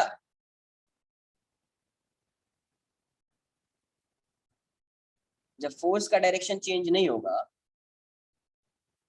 जब फोर्स का डायरेक्शन, यहाँ पे फोर्स लग रहा है, यहाँ पे फोर्स लग रहा है, फोर्स का डायरेक्शन मतलब फोर्स हमेशा सेंटर के टुवर्ड्स, फोर्स का डायरेक्शन मतलब क्या, फोर्स हमेशा सेंटर के टुवर्ड्स है, डायरेक्शन तो चेंज हो रहा है बट सेंटर पे के टुवर्ड्स ही लग रहा है। कहीं पे भी फाइंड करोगे तो सेंटर के टुवर्ड्स ही होगा, कहीं पे भी फाइंड करेंगे तो सेंटर के टुवर्ड्स ही होगा। जब सेंटर के टुवर्ड्स है ना, तो एक्सेलरेशन किसके टुवर्ड्स होगा हमेशा? एक्सेलरेशन किसके टुवर्ड्स होगा? सेंटर के टुवर्ड्स तो होगा। एक्सेलरेशन किसके टुवर्ड्स होगा? सेंटर के टुवर्ड्स तो होगा ना यार। तो पहला ऑप्शन तो करेक्ट है, पहला तो मुझे करेक्ट दिख रहा है, पहला answer correct. The angular momentum of S about the center of the earth changes in direction but its magnitude remains constant. The angular momentum of S about the center of earth changes in direction. Direction change हो जाएगा क्या angular momentum? यहाँ पे suppose velocity is direction, यहाँ पे velocity is direction, यहाँ पे velocity is direction, यहाँ पे वेलोसिटी इज डायरेक्शन, यहाँ पे वेलोसिटी इज डायरेक्शन, यहाँ पे वेलोसिटी इज डायरेक्शन, यहाँ पे वेलोसिटी इज डायरेक्शन। इसके अबाउट अगर एंगुलर मोमेंटम फाइंड करोगे तो एंगुलर मोमेंटम क्या होगा? L equals to R cross P होता है, तो R cross M into V हो जाएगा। मास बाहर ले लीजिए तो R क्रॉस P आ जाएगा, R क्रॉस V आ जाएगा। तो देखो ये R क्रॉस V है, तो R आपका ये है, V ये है, R ये है, V ये है, R ये है, V ये है। तो R V, R ऐसा आ रहा है, इसको थोड़ा शिफ्ट कर दिया, V ऐसा आ जाएगा। ये अर्थ था, सैटेलाइट यहाँ पे था, इसकी वेलोसिटी इस डायरेक्शन में, R ये थोड़ा सा शिफ्ट कर दिया, R ये बन जाएगा, R क्रॉस V देख लीजिए, R क्रॉस V आउटवर्ड्स। यहाँ पे भी फाइंड करेंगे, ये R है, थोड़ा शिफ्ट कर दो, R क्रॉस V आउटवर्ड्स। यहाँ पे ये R है, R क्रॉस V आउटवर्ड्स। यहाँ पे ये R होगा, शिफ्ट कर देंगे थोड़ा सा, आउटवर्ड्स, हमेशा आउटवर्ड्स ही होगा। तो L का जो डायरेक्शन है ना वो भी सेम है, डायरेक्शन आउटवर्ड्स, हमेशा आउटवर्ड्स है, कांस्टेंट। डायरेक्शन क्या है? कांस्टेंट, हमेशा किस डायरेक्शन में? आउटवर्ड्स, है ना। वेलोसिटी का डायरेक्शन चेंज होगा तो आर का भी डायरेक्शन चेंज होगा ना, और आर और बी का डायरेक्शन ऐसे चेंज हो रहा है कि आर क्रॉस बी की वैल्यू हमेशा किस डायरेक्शन में आएगी? Perpendicular to this surface, perpendicular to this surface. तो एल का डायरेक्शन सेम होगा। तो angular momentum of S about the centre of earth changes in direction, wrong हो गया, ये आंसर नहीं, डायरेक्शन भी इसका सेम है। ऐसा नहीं समझ लेना कि वेलोसिटी का डायरेक्शन चेंज हो रहा है तो एंगुलर मोमेंटम का डायरेक्शन चेंज होगा। एंगुलर मोमेंटम जो होता है वो वेलोसिटी के परपेंडिकुलर डायरेक्शन में होता है, वेलोसिटी के परपेंडिकुलर डायरेक्शन में होता है, ठीक है। ये हो गया। The total mechanical energy of S varies periodically with time. Total mechanical energy तो कांस्टेंट रहेगी ना यार, टोटल मैकेनिकल एनर्जी क्या रहेगी? चेंज हो जाएगी। चेंज करने वाला है कोई फोर्स नहीं है ना, कंजर्वेटिव फोर्स लग रहा है, कंजर्वेटिव फोर्स की वजह से एनर्जी चेंज नहीं होती है ना। तो सी जो है रॉन्ग हो जाएगा। The linear momentum of S remains constant in magnitude. नहीं रहेगा क्या? नहीं रहेगा, क्योंकि लीनियर मोमेंटम क्या होता है? mv होता है ना यार। मास तो हमेशा सेम रहेगा, मास तो सेम रहेगा, वेलोसिटी सेम थोड़ी रहेगी। मास तो सेम रहेगा, वेलोसिटी सेम नहीं रहेगी। जैसे यहाँ पे ये आएगा वेलोसिटी, यहाँ पे पार्टी जब सैटेलाइट यहाँ पे आएगा, अर्थ के आसपास आएगा तो वेलोसिटी इंक्रीज हो जाएगी, जब इससे दूर जाएगा वेलोसिटी डिक्रीज हो जाएगी। तो वेलोसिटी चेंज हो रहा है, मास तो वही है, वेलोसिटी चेंज हो रहा है, तो ये वाला टर्म कांस्टेंट नहीं रहेगा, ये वाला टर्म कांस्टेंट नहीं रहेगा। नहीं नहीं नहीं, टोटल वैसा नहीं, सिर्फ देखो टोटल एनर्जी में क्या लिखेंगे, यहाँ पे वैसा फॉर्मूला बनेगा क्या, नहीं बनेगा ना। टोटल एनर्जी क्या आ जाएगी, किसी भी पॉइंट पे फाइंड करेंगे, इस पॉइंट पे फाइंड करोगे टोटल एनर्जी, क्या लिखोगे, half M V one square minus G M by R one. Final energy क्या लिखोगे, total final energy half M V two square minus G M by R two, ऐसा लिखोगे ना। ये और ये सेम होगा, ये और ये सेम होगा। इसको आप ऐसे नहीं लिख सकते, टोटल एनर्जी को ये नहीं बोल सकते minus G M by two R same थोड़ी, ये नहीं बोल सकते। ये यहाँ पे v को आप चेंज नहीं करोगे, उसमें v को चेंज कर देते थे अपन, v को किस में लिख देते थे, under root G M by R, under root G M by R लिख देते थे। यहाँ पे आप v को चेंज नहीं करोगे ना,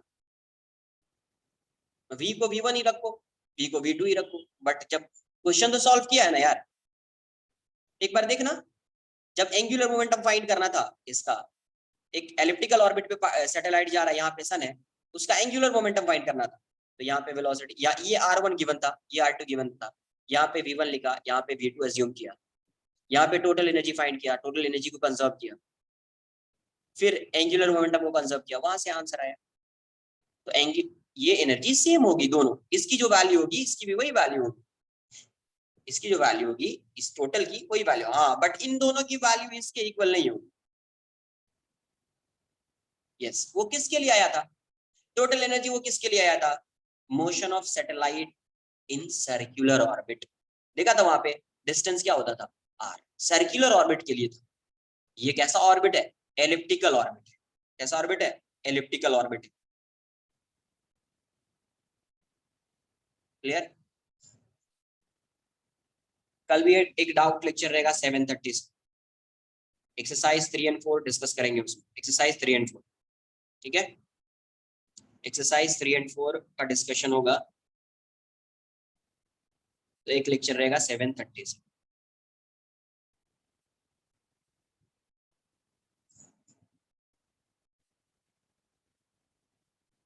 नहीं नहीं, संडे को नहीं होगा। यस, संडे को TWT है। ठीक है, तो संडे के इवनिंग में ही लेते हैं फिर, संडे के इवनिंग, क्योंकि नेक्स्ट वीक से इलेक्ट्रोस्टैटिक्स स्टार्ट करूंगे, नेक्स्ट वीक से इलेक्ट्रोस्टैटिक जो है, इलेक्ट्रोस्टैटिक्स स्टार्ट होगा अपना। आज नहीं, आज की बात नहीं, आज नहीं बोल रहा, आज तो लेक्चर होगा ना, आज नहीं, सैटरडे, सैटरडे को तुम पढ़ोगे तो संडे को लिया जाएगा, संडे 7:30, 7:30 नहीं, संडे को 7 ही रखेंगे, 7 to 8 या 8:30, इससे ज्यादा नहीं, 1 आवर या 1.5 आवर उसमें हो जाएगा, 1 आवर या 1.5 आवर, ठीक है। चलिए एक बार रिवाइज कीजिए, जिसका जो भी डाउट्स है एक बार देखिए, रिवाइज करोगे तो आएगा, वरना नहीं आएगा, कितना भी कोई पढ़ा देगा नहीं आएगा अगर रिवाइज नहीं करोगे।